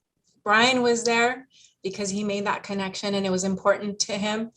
And from there, we were able to get seed money from the environmental groups to begin the improvements. We were able to leverage that with, at the time, the supervisor's office, Gloria Molina, and thanks to Teresa Villegas, and then continue to leverage that. And so I just wanted to share that because it was a small but powerful gesture. And I feel like it represented a lot of the work that our colleague, he took on, and it was his approach. So I just wanted to mention that and express appreciation. Mayor. Yes, City Clerk. Thank you. I'd like to also express my condolences to the Urias family. I've known Brian for many, many years. He actually was a planning commissioner for the city of Baldwin Park for several years back a few years ago. And he was the exceptional public servant. He was always a strong advocate for the people, always working for the San Gabriel Valley, representing the people, working hard. And it was truly a shock. And we were saddened to hear of his passing because he touched so many people in a positive manner. I'm not talking hundreds, I'm talking thousands and thousands of people just with the work that he did. And of course, his passion for public service. So he will be tremendously missed. And I can only imagine what his mother is going to be going through because that was her baby. That was her baby. And I feel terrible for her and just wanted to express my condolences. I had an opportunity to attend today his services for a while, and he has a really wonderful family, and it was just heartbreaking. On another note, I want to acknowledge my intern who is here today. She is Isabel Pinedo. She's also a student at Cal State Fullerton, and I must be the same teacher, same professor told her to come to a council meeting. She's working with a group at school, and one of the projects they're working on is a healthy community. So I told her, you picked the right community, because item number 9 is one of the items I shared with her what was going on with that particular item. So she's here today. So I just wanted to acknowledge her. Say hi, Isabella. Thank you.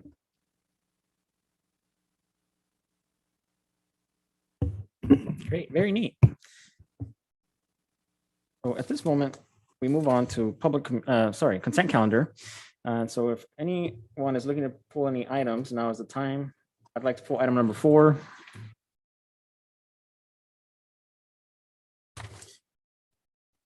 Is there any other items council's looking to pull?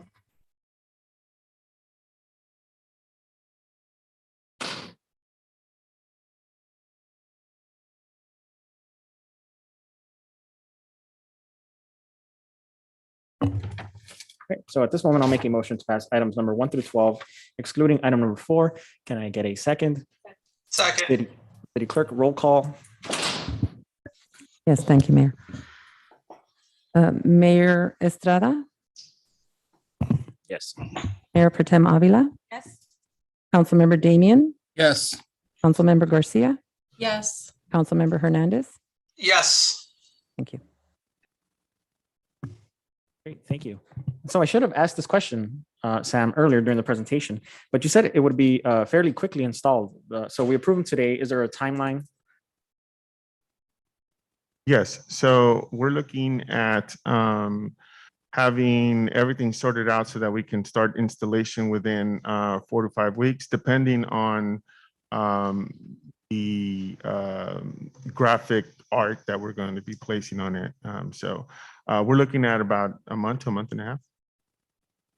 It's very neat. And then so you said we're kind of like in a pilot phase. So how long? And then so will it come back after a certain amount of time so that we look at whether we want to continue this and increase it or decrease it or et cetera? Yeah, so we're in a proof of concept phase. We have taken on the advertising program, managing it in-house. So in coordination with the kiosk, we want to be able to develop a program. So this is what we're looking at. We thought it was very interesting and we thought it would be a good fit for what we're doing. So if that works out, we're looking at about a 6 to 8 month timeframe to understand how the signs are performing and if they're being used and all that, and then maybe expand to other locations. Great, thank you. Well, thank you, Sam. I know you got this done fairly quickly. We're right there with Covina. We'll be one of the first in the county. So very excited for that. So thank you, Sam. I'm very appreciative of this. So I'll just make a motion to pass item number 4. Can I get a second? Second. Thank you, Sam. City Clerk, roll call. Thank you. Mayor Estrada, Yes. Mayor Pro Tem Avila, Councilmember Damian, Yes. Councilmember Garcia, Yes. Councilmember Hernandez. Yep. Great, thank you for that. So at this moment, we will move on to the public hearing, and that is a request to the City Council from the Plan Commission on an amendment to update the City of Baldwin Park Municipal Code relating to the new state law for accessory dwelling units and junior accessory dwelling units. So at this moment, I will officially open the public hearing. Or Ron, did you have a presentation? Yes, if you'd like me to present. Yes, go ahead. Perfect. Switch it up for the PowerPoint presentation.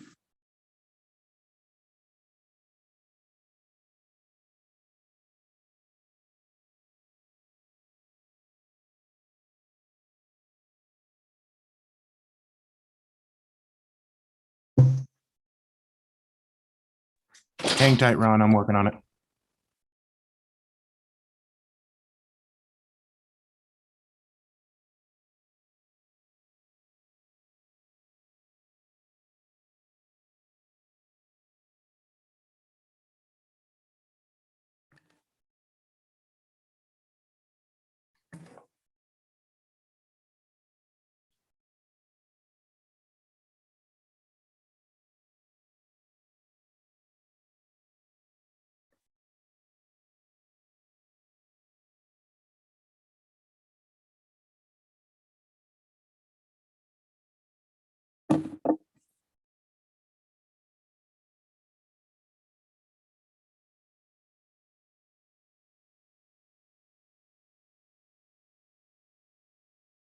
Apologies, Ron. I need Mark to send me the email again.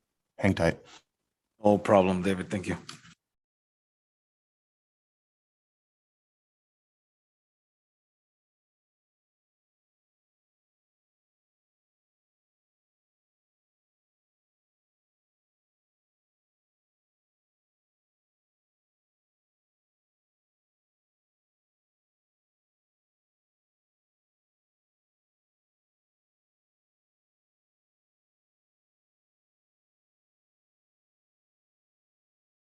Thank you, David. As you recall, good evening, Mayor, Council, staff.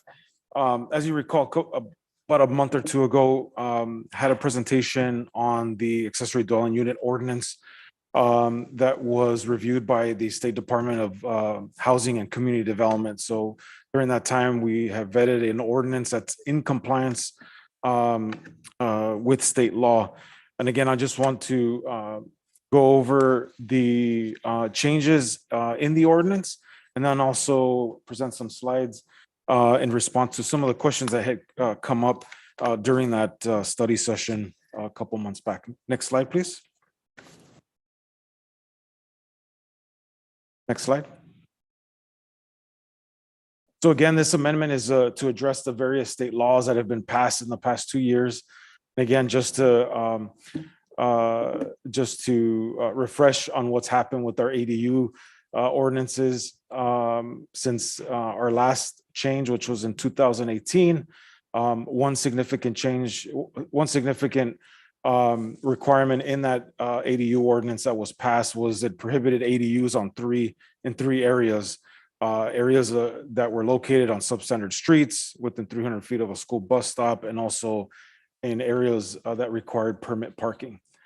Again, over the years, ADU laws has been revised to improve its effectiveness at creating for the production of housing, given the housing crisis that the state has been in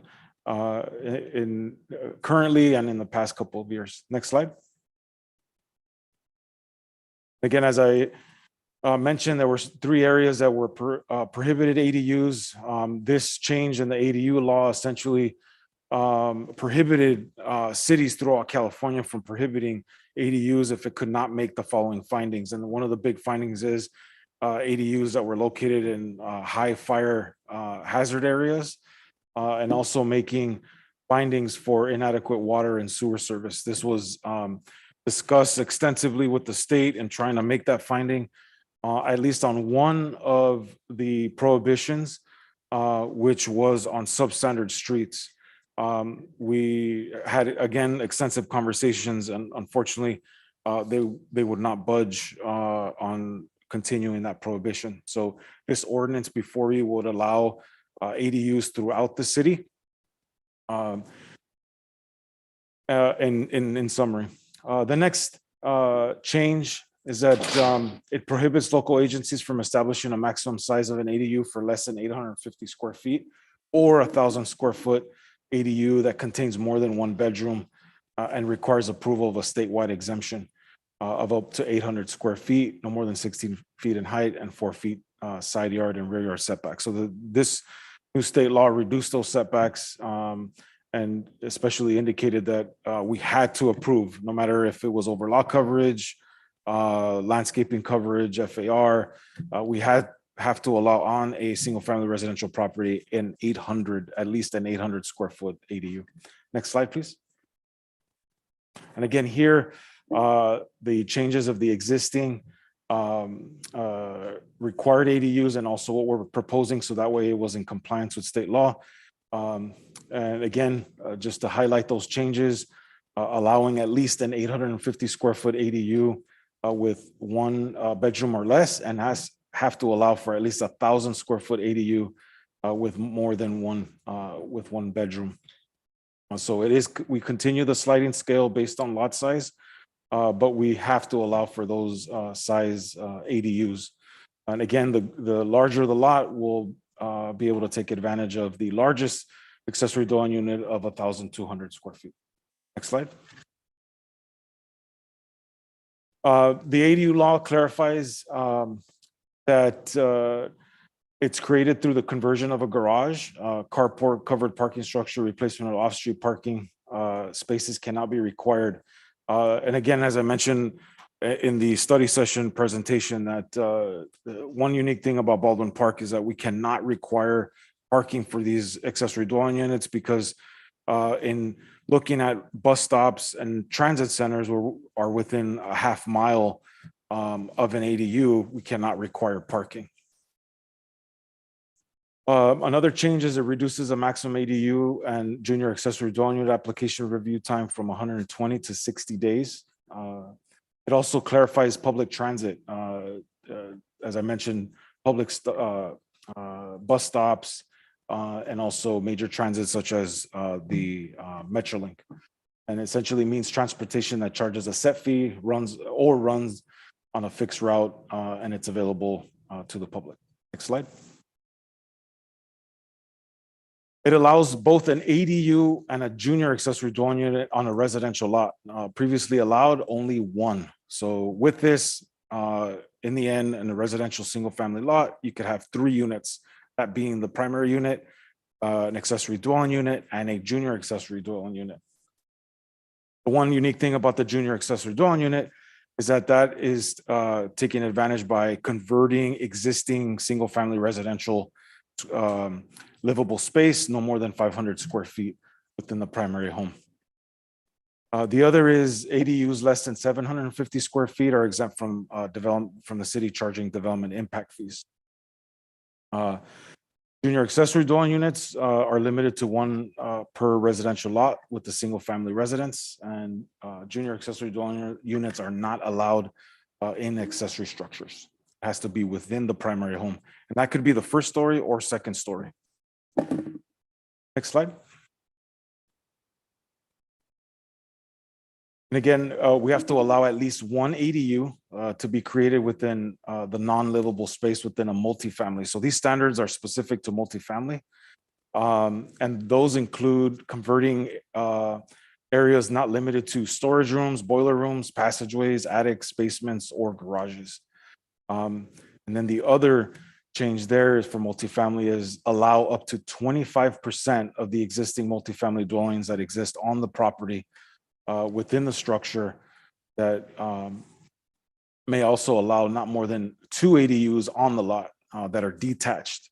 So it's converting no more than 25% of existing non-livable space of the multifamily structure, or allow up to 2 detached accessory dwelling units on the property. Next slide. It also eliminates all owner occupancy requirements by local agencies for ADUs approved between January 1st, 2020 and January 1st, 2025. This does not include junior accessory dwelling units. So I imagine in 2025, there may be another bill that would address that or not, but we'll be keeping a close eye on that. Another big change on the ADUs again is HOAs. They're essentially null and void if they prohibit the construction of ADUs. So conversions of garages within homeowner HOAs is possible through this new state law. It also allows a local agency to count the ADUs, and this was covered during our housing element study sessions, that these ADUs and the junior accessory dwelling units can count towards our RENA numbers. And again, as you recall, those RENA numbers, RENA required numbers for the next 8 years for the city of Baldwin Park is about 2001 units. So those ADUs and JDUs can count towards meeting those that requirement. And lastly, another big change here is manufactured homes. ADUs under state law, a manufactured home can be counted as an ADU and can be placed on a single family residential property. Next slide. So in response to some of the questions that the council had given at the study session, what we've done here is itemize the permit fees, construction costs, and property taxes. And the big item there was property taxes. Myself, along with staff, learned while we're going through this, how property taxes are assessed. So for example, what we did is we did an example of garage conversion. So the county assessor's office will assess the added value to the property. And here you have a garage conversion of $53,000, a little over $53,000. And then you have permit fees that run approximately about $4,000. And again, these are approximations, these are not exact, but we took 3 key examples that actually submitted for an ADU of this size, and then applied the property tax. So for a garage conversion, the additional property tax would be an added on an annual basis would be $535. And then the city's share of that $535 increase in property tax to the homeowner, the city would be receiving about $51 per year. Again, at the bottom, I put an asterisk that levy is based on the city share is based off a nine, give or take about a 9% calculated property tax that would be owed to the city. And then the property tax is based on the 1% general tax levy mandated by Prop 13. So it's taking essentially 1% of that $53,000, and that would be the increase to the property owner. And then for a 600 square foot ADU, generally about $80,000 added value to the property. The homeowner would be responsible for $803 added to their tax bill. And then the city share would be $76.55. And then the largest allowed would be a 1,200 square foot ADU at $160,000 plus added value to the property. And that brings in an additional property tax of $1,606. The city share that would be received would be about $153. Ron, really quickly. Yes. How is the value determined, say, on a garage of 53,000, 80,000, and obviously just the overview on that and 160? Like, who determines the value of that? So it's based on a good question. So that's based on one key information that we need that is provided by the architect, the contractor, when evaluating the construction costs and value of the accessory dwelling unit. And again, that everything from fixtures to building materials. And again, as I mentioned in the last study session, some of these ADUs can get really fancy. They're just like, our primary homes. And some can be very simple. For the garage conversions, just in taking the calculation here, the most simplest garage conversion was about $25,000. So take 1% of that $25,000 value added to the property based on the types of improvements they're making it to be a livable unit. that is how that valuation is provided. No, I appreciate it, especially with the garage conversions and, that we have with other folks that, now it's, the additional burden on a resident to convert it, legally, is not as scary as we, would think, right? As long as they keep as you just kind of outlined, keep it within, reasonable or, within a, whatever budget they want. But as you mentioned, the more value that they add to it, whether it's, granites, flooring and things like that, really start increasing. So that's a decision that's being driven by the individual who's doing the conversions or whatever they might be doing. Thank you, appreciate that. Right. The other one, I know that on the 1,200 square foot, we applied an real example, and that was 160.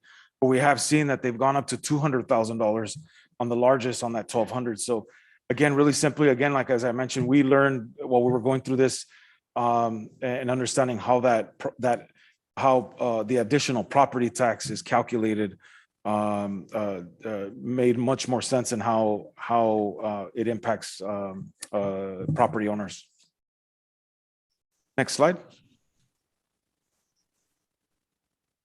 So between 2019 and 2021, as I covered in that study session, we provided that data. And so 40 ADUs during that time period were submitted for permits, and that went straight to plan check. And then 68 garage conversions submitted for permits as well. And then during that time period, about 63 ADUs were submitted for planning review in 2020. And then in 2021, alone this year, we received 75 ADUs for review. That's quite a bit, and we expect that going into 2022 and 2023, it's definitely going to increase. Next slide. So in response to the comments that were given at that one study session, what we essentially did here, and I want to thank Sam for helping us put this together. Without him, we wouldn't have been able to show this GIS map, essentially showing in red all the garage conversions, where they're located. And those are indicated by the red dot. And then the blue dot shows you all the ADUs that were submitted in 2020. And then the green dot shows those homeowners that went through the design review process that actually moved forward in that second phase of submitting to the building department for plan check. And then the purple dot shows ADUs that were submitted in 2021. So you can see they're pretty much scattered throughout the city in the residential zones on the north side and also in the center and also on the southern portion of Baldwin Park. So this is a great map. I want to thank Sam for putting that together. Put a lot of work into it, and I appreciate it. Next slide. So the code enforcement cases. This is another request from council. We were able to create a map showing this. Is that again between the period of 2019 and 2021, there was a total of 93 cases cited for illegal garage conversions. And so we dug deeper as you requested. 2 of those took advantage of the ADU law of those 93 cases that were cited. And then 25 are currently ongoing. And of those 25, we know that 4 took advantage of the ADU law. And those 4 consist of 2 garage conversions and 2 new ADUs. One thing I want to make note of is that those 93 cases that were cited for garage conversions, really interesting when we put this map together, it all kind of made sense, is that 93 of those cases that were cited, 93 of those were closed. So what that means is code enforcement was successfully able to work with the property owner to either make a decision on either going back to its original, the legal structure that was converted, of converting it back to its original form. And being able to essentially close the case. What that also tells us is, as we've discussed in our past study session, is capital. Is that not a lot of people have the capital to move forward and want to get the garage conversion legally reviewed by the city, because that tells you alone, out of those cases, we're really getting 6 out of that 93. So that's a good thing, especially it would be kind of lopsided if we had 93 cases and more than half were still open. But what this tells us is that the city was able to successfully work with the property owner and dealing with the issue. Ron, I have a question. When they find an illegal garage conversion and the city goes in, and let's say the owners, they want to go ahead and convert it to make it legal, do they do an assessment of how it's already done, or do they knock everything down and then start from scratch? Or can they assess it and determine, okay, the electrical's fine, this is fine, but you have to fix this? Right. How does that work? Yeah, in the best case scenario, sometimes they have to do minimal changes. Okay. And in some cases, they have to do some pretty extensive modifications and have to replace, for example, wiring or light fixtures or plumbing fixtures in order to meet the California building code. But it varies. But we do not automatically say you have to you automatically do something. Essentially, we help them and assisting them, tell them that they would have to consult with an architect or designer to assist them in making sure that whatever was built illegally, what can be salvaged and what cannot. But we do let them know that there is gonna be some modifications to the structure, if any. Okay, so they seek an architect to look at what they already have. Right. That's what you're saying. Yes. And then from then they submit the plans to you, Correct. and then you review to make sure it's up to code with our city. Correct. About how much do architects cost? They vary. You know what we're hearing nowadays with COVID? Sometimes they're denying work because they're so busy, and their prices have significantly gone up. I've seen somewhere they could charge up to $5,000, but it's just a sign of the times. So for some of these people, and that's why they close the case and they decide just to get rid of the illegal garage because it's just more expensive for them to make it legal than to continue the process to make it legal. Right.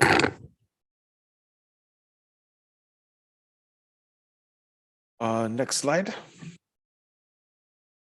So that concludes staff's presentation. And again, before you, this puts a close on the chapter and working with the State Department of Housing and Community Development and getting this ordinance done.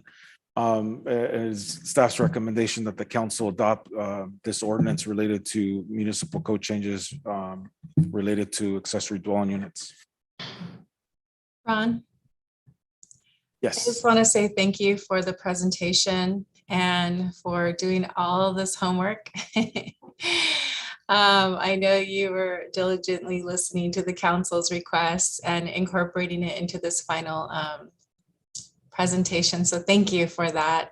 And I'm so glad that we've been able to quantify what the permit, the dollar amount for the permits, and also what the improvements would cost the property owner, based on the county assessment. And I think all that information will help us as we look at, how can we incentivize some of these property owners from converting their illegal garages into the ADU and moving in that direction. And I'm also very hopeful that there will be other programs and funding sources that could help us to figure out and create those solutions. So I want to say thank you. Good work. Absolutely. Thank you. My pleasure. And the data that we created, thankfully, Sam, it's already in a database. So we're going to be keeping track of it. So that way, when this comes up again, we're able to pull it and be able to provide that data, current data. Thank you. Awesome. Great. Thank you. So at this moment, I will officially open the public hearing for those looking to speak in favor of item 13. Looking that nobody is just looking to speak, I will now open the I will now officially open the public hearing for those opposing item number 13. And seeing that nobody is, was there somebody looking to speak, Chief Deputy? Yes, Mayor, we had Beatriz. Oh, yes. Okay, go ahead.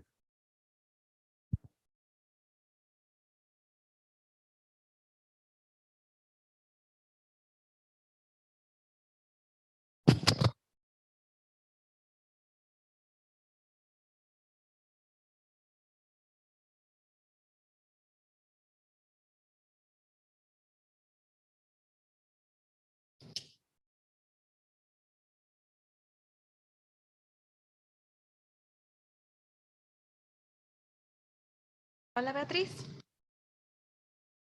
Esto es para el for the accessory dwelling units, and your starts now. Go ahead. Thank you, City Council. Again, this is Beatriz. I am calling in support of this item. I think this is a great idea to bring laws to address solution for our housing crisis, and also for many of the this is for many of the neighbors and residents who have struggled to pay their loans or pay their house, or they want to have their children in home, and grow up the grandchildren in the same roof or in the same area. So thank you, the staff, for bringing this presentation. It's wonderful, and hopefully you support this item. And also, I'd like to talk to, I don't know if there's only space for talking about the number 13, or also to talk about the amendments for the ordinance. Ordinance 1447. I don't know if this is the space too. No, I'm sorry, Beatriz. That's It's only for the 13. Okay, thank you, Lulu. I'm in support. Thank you. Thank you. Great, thank you. Chief Deputy, was that the only person? Yes, Mayor. Great. So at this moment, I will move to officially close the public hearing regarding item number 13. And I will make a motion to pass item number 13, a request to City Council from the Planning Commission on an amendment to update the City of Baldwin Park Municipal Code relating to new state law for accessory dwelling units and junior accessory dwelling units. Can I get a second? I was seconded by, so I believe Mayor Pro Tem seconded first. Either way, City Clerk, roll call, please. Yes, thank you. Mayor Estrada, Yes. Councilmember Hernandez, Yes. Mayor Pro Tem Avila, Yes. Councilmember Damian, Yes. Councilmember Garcia. Yes. Great. Mayor, they have to conduct the first reading of the title. Yes, so a request to the City Council for the Planning Commission on an amendment to update the City of Baldwin Park. No, sorry, Mayor, the title of the ordinance on the recommendation. Ordinance 1464, entitled an ordinance of the City Council of the City of Baldwin Park, California, amending the Baldwin Park Municipal Code, title Land Usage, Chapter 153, Zoning Code, Sections 153.040.070, 153.070.020, 153.120.350, 153.120.360, and 153.120.370 relating to accessory dwelling units and junior accessory dwelling units, and section 153.150.100 relating to tandem parking. Fair enough.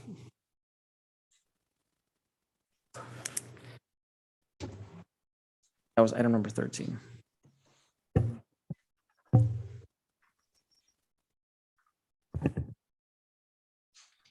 Okay.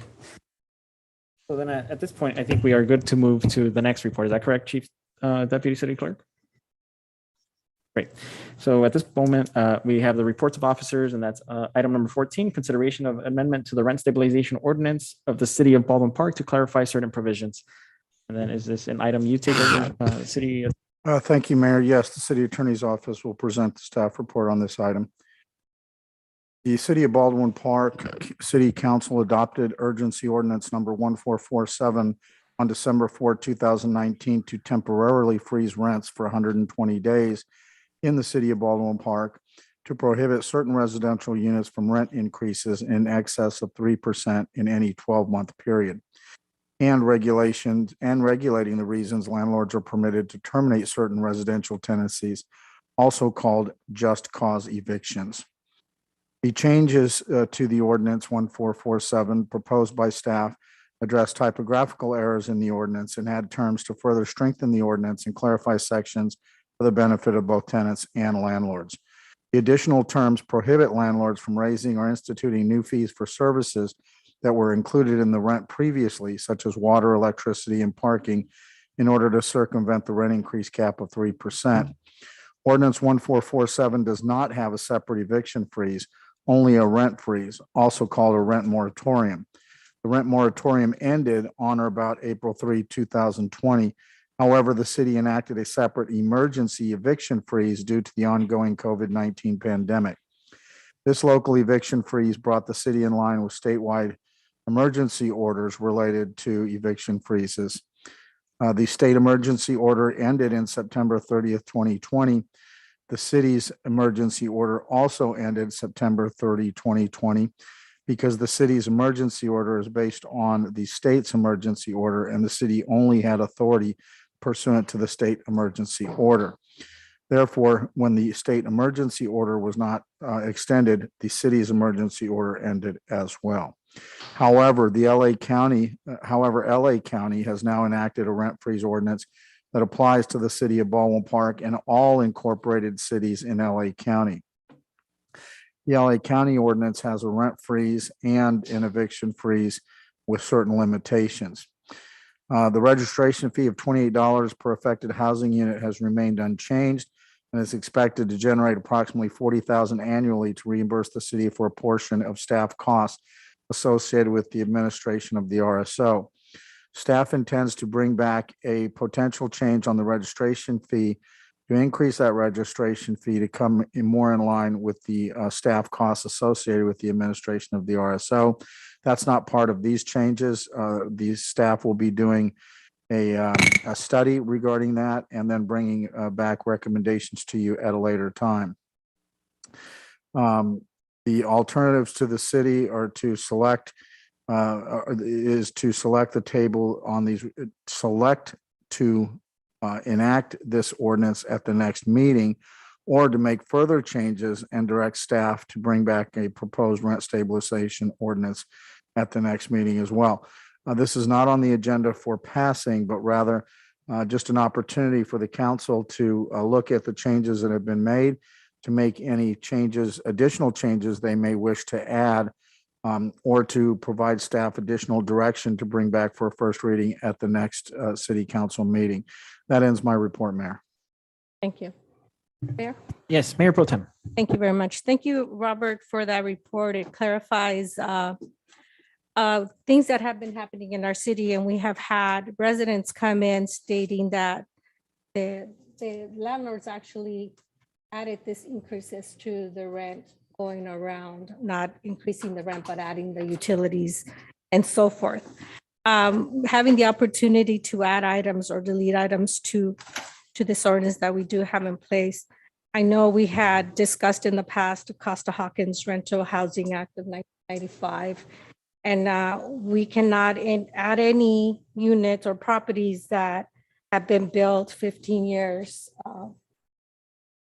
from now, before now. So I would like to go back to 2016 and like to add all the condos and single family homes to this ordinance, anything that was built before 2006, and including mobile home parks, so that I know we have a lot of residents living in single family homes that have come across the problem, but they were not part of this. I'd like to add again the condos, the family homes, and mobile homes that were built prior to That is correct, Mayor Pro Tem. So my understanding of the state law is that you cannot have rent increase or rent moratoriums for any units that were built within the last 15 years. The idea behind that is, for new units, and what the state considers new units was in the last 15 years, the investors, the people that own those homes and rent them out, need to recoup their investments and recoup their capital costs. So rent controls cannot occur within that 15-year period. For units that are 15 years or older, state law does permit rent control on those units. Currently, the City of Baldwin Park's rent control ordinance is from units prior to 1995. If you were to go to the state minimum, which is 15 years, then you would be looking at changing the ordinance to include all units built prior to 2006, which is, I think, what you're suggesting. Yes. Okay. Certainly, if that's the wish of the council, I can draft that up and bring that additional clause back to the next meeting. I also hear you saying that you want to add condos, single-family homes, and mobile homes to our current rent stabilization ordinance. Is Correct. that also what you're asking? Correct, and you may have to do a little more homework on that. A little bit different about that. I don't have it right in front of me, but if you research homes to make sure we are in compliance with that, but for sure the condos and. Yes, I haven't researched that at all regarding condos, single-family homes, or mobile homes. So I want to look at that and make sure that state law does not conflict with that. Of course, there are state laws related to rent stabilization and rent moratorium. So I'll make sure that whatever we can do, I'll bring that option back to you at our next meeting. Perfect, thank you. Mr. Mayor? Yes, Councilmember Hernandez. Thank you. Thank you very much, Mayor Pro Tem, for bringing those items up. I have a concern in just moving forward with that without, fully understanding, all the laws and everything else. But more importantly, not doing the appropriate outreach with the single-family homeowners and the condo owners, and duplex owners and so forth, and mobile homeowners. As we did this previously, we did do an extensive outreach. So I'd like to at least take the opportunity as we're going through the discussion that we reach out to homeowners, through the various methods that we have to get their input. I think it would be non-transparent if we just moved forward and implemented a change in an ordinance without taking those necessary steps and to get feedback. At that point, then I would certainly feel much more comfortable, looking at and reviewing all the recommendations that have that Mayor Pro Temp has stated at this time. But I think that is something that's important for us, as we have individuals, and I'm not talking about corporations. I'm talking about our residents that many of them are good stewards. But we just need to, make them aware of, what we're looking at doing, and get their input, as we do with, with all type of ordinances, but specifically in and around this particular one. Thank you. Mayor, if I may. Yes, Councilmember Damian. Yeah, did you, just for clarification, did Vice Mayor state she wanted all units to be included, which are single-family residents, duplex, or multifamily residents, mobile homes, and condominiums? The duplex, yes, duplex as well as the condominium. And is that to abide with state law 15 years? So any property built prior to 2006? Correct, and Robert is going to look into it to make sure that we are in compliance by putting in this request. Yeah, I'm not completely sure on all of these items, Councilmember Damian. So I'm hearing this for the first time tonight. I will need some time to look at this and to look at the laws that are in place, look at state law and see what exactly we can do as it relates to the request by Vice Mayor Avila. Yeah, and I'd also like to take a look at, the year prior, 2006. We're talking about 15 years.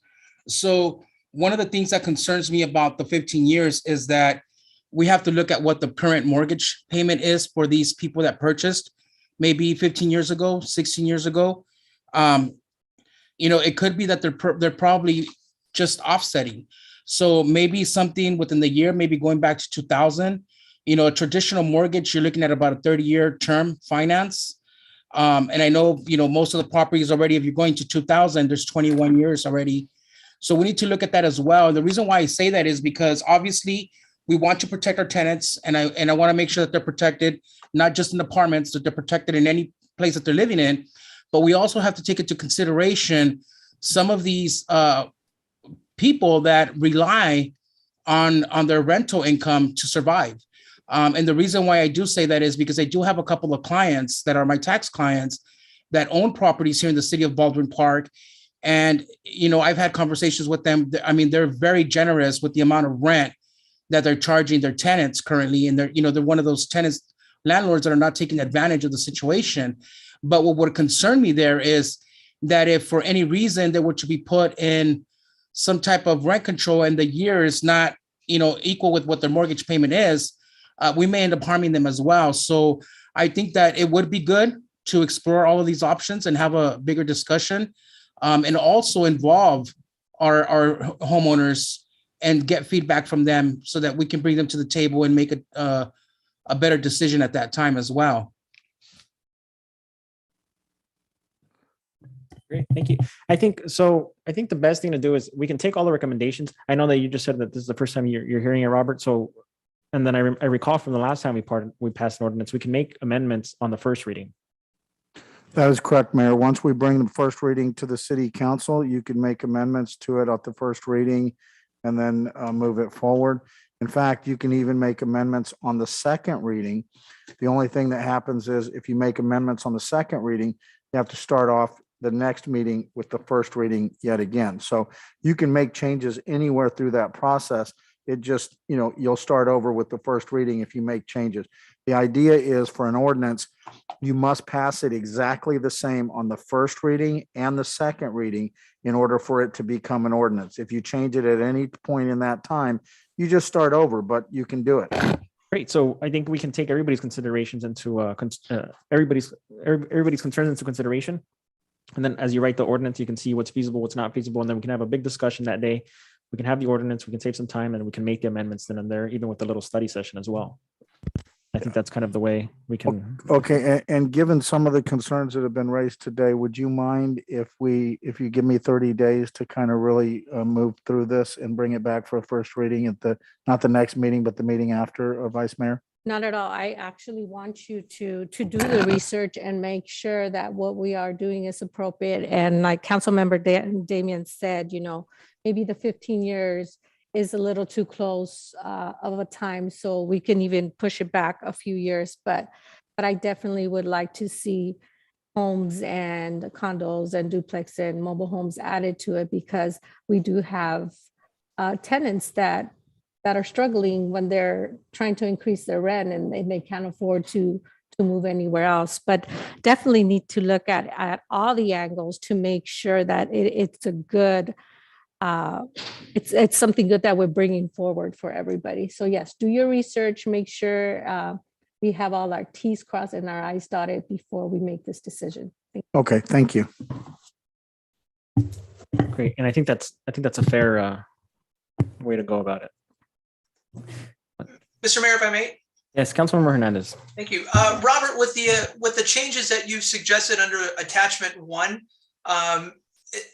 is that something that we have to take up, at our next meeting sooner than later? And then all the other discussion items that we've talked about, which are additional new items that we can bring on at a different time, will that preclude us or, not provide the protection that our current renters have right now?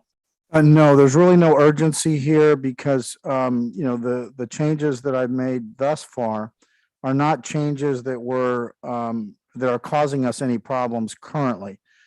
They were problems that did arise, and I have been able to work with the landlord and the property owners. And so they are not instituting these changes for parking and utilities and things of that nature at this time. So there is no urgency there. We can do this in a holistic way, and we can bring back in 30 days, not only the changes I've suggested tonight, but some of the other changes that are the changes that I brought forward tonight, but some of the changes that have been suggested tonight without any harm to any of our residents or any concern that they will be taken advantage of in the ways that we're trying to correct now. I appreciate that. I just want to be mindful as we, do the outreach that we have sufficient amount of time to do that. But, once we see what a new draft looks like, I certainly would like to see obviously what that is, and then we can go from there and how we, include our residents and our homeowners that would be, obviously impacted by this in some way or another, regardless. But again, just making sure that we're being fair and we're being transparent, and we do it in a reasonable amount of time, and not necessarily be done within 30 days, because I don't think in 30 days that would be fair to really any side per se. Thank you. I think, council member, I think my goal is going to bring back a draft for you in 30 days.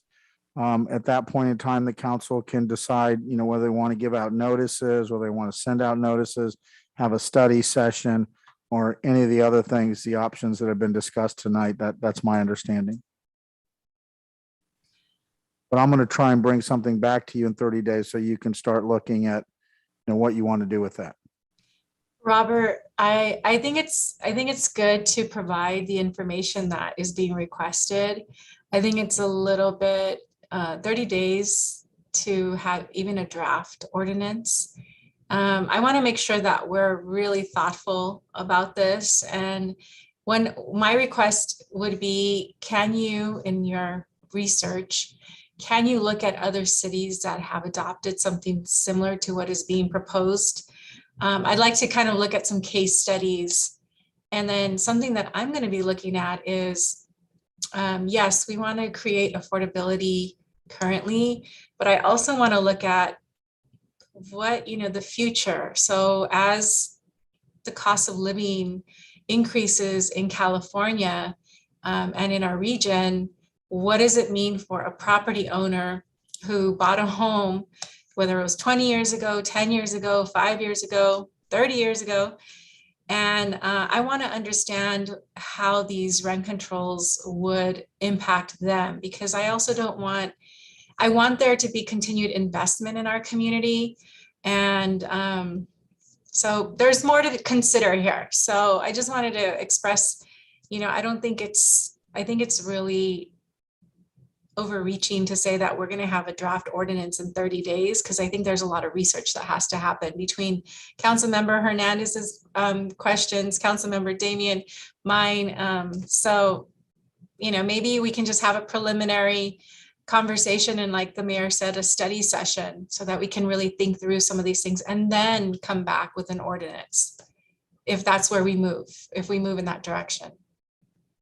Like, for example, tonight, I just brought back a draft for you, but it's not on for a first reading. It was just, for your review, and then to tell me what to further do. So that's sort of what I anticipate, is just to bring something back so that you can look at it again and then tell me what to do, whether that is, the council's decision to have a study session or to do whatever you wish.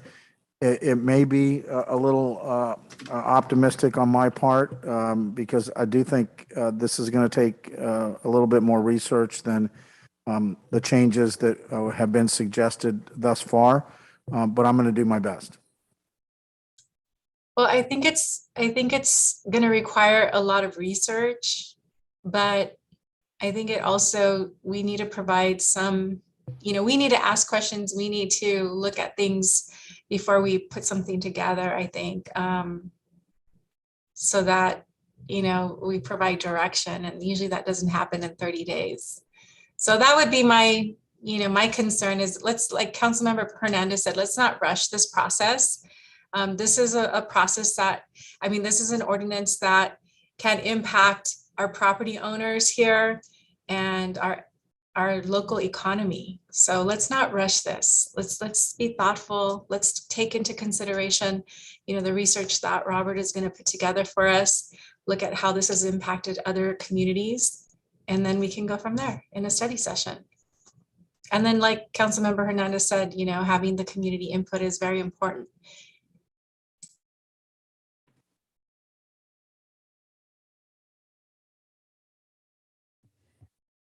Okay, so, I mean, Robert, I think you can bring it back, whenever you feel ready. I know that there's that first motion. It's going to be a long discussion, I think. But either way, you can bring back a draft. We can look at it again and start putting in what we think is in there. And I think that gives us time to also talk to our residents. I know Kiana and Beatrice, they're very opinionated on housing law. And there's some of the ones that are more closely related to housing organizations. So we can also hear their recommendations on things like this. And we can kind of play with the draft for a little bit. But, after all, you are doing the research and you are doing the writer. So, we kind of work at your pace. Thank you, Mayor. Thank you, Robert. So I believe that kind of, so item 14, so we're working with that recommendation. So I think the motion is that we will kind of work on this. You'll bring back a draft.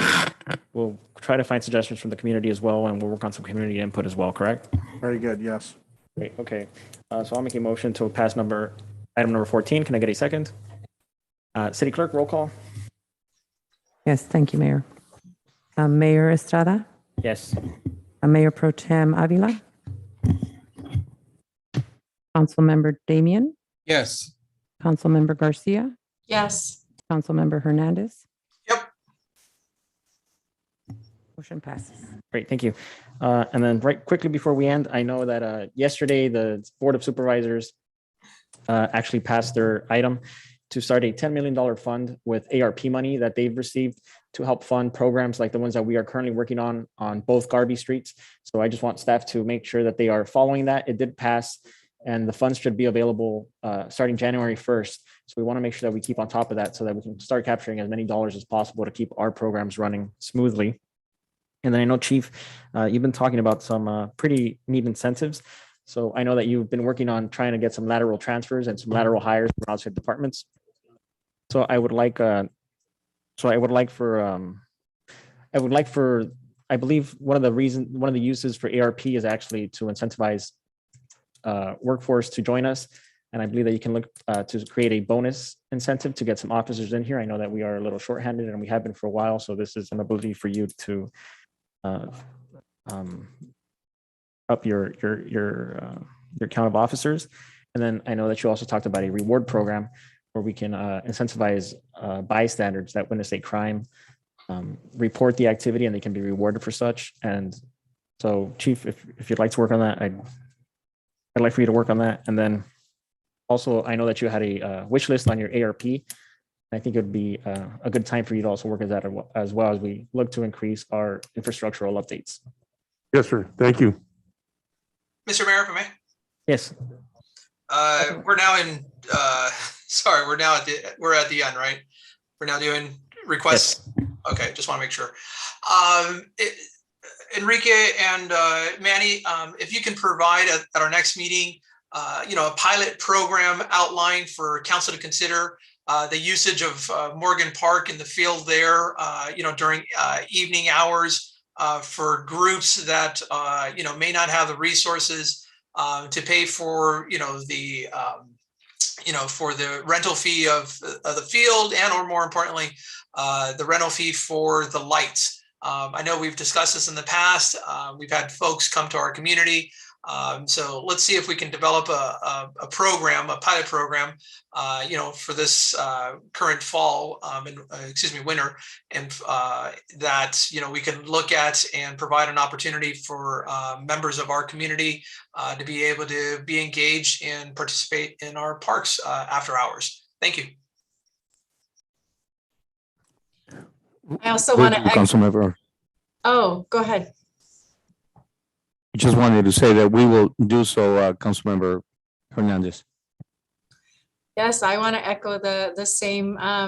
support for these programs and accommodating them at Morgan Park.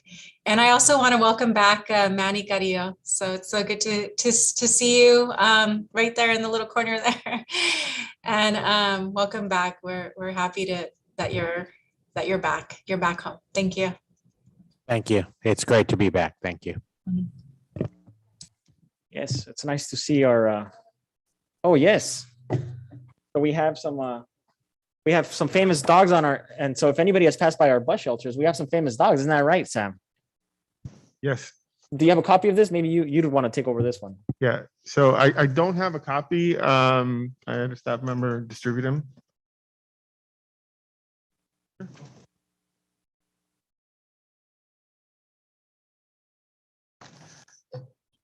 Yeah, hi, thank you, Mayor. So a couple of months ago, we got a letter from a concerned resident regarding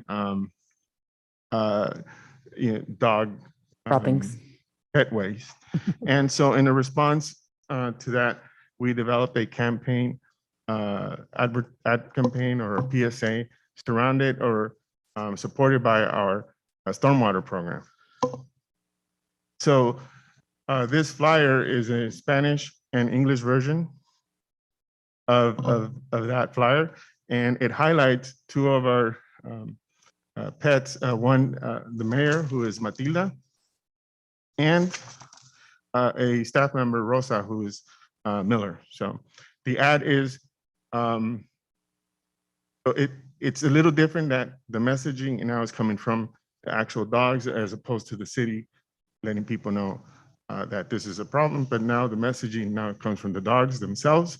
So that's a little twist that we gave it to. Yes, and so we're going to be distributing these at our events, and we have some doggy bag containers that we'll be handing out at most of the events. Yeah, very neat. Yeah, I just saw them today. I saw them heading towards the Brandywine homes. I saw them all on that street. And then on one side is one dog and the other side is the other dog. Right. But yeah, so very neat. You got very creative with that. I think that's really good advertisement. Yeah, so the campaign started this week. You'll see them in the bus shelters. It's coming to the Now, and it'll be on our website. I think I also got the peek on the Now. I opened it up as soon as it got sent to my email. So yeah, the Now looks really good as well. So yeah, thank you. Thank you. Yes, thank you for that. And thank you for this. Oh, you already got one, huh? You're welcome. Okay. Well, I think that that's the end of our meeting. So at this moment, I will move to adjourn. Can I get a second? Second. Great. Meeting is adjourned. Good night, everybody. Good night, everybody. I have to go to rest.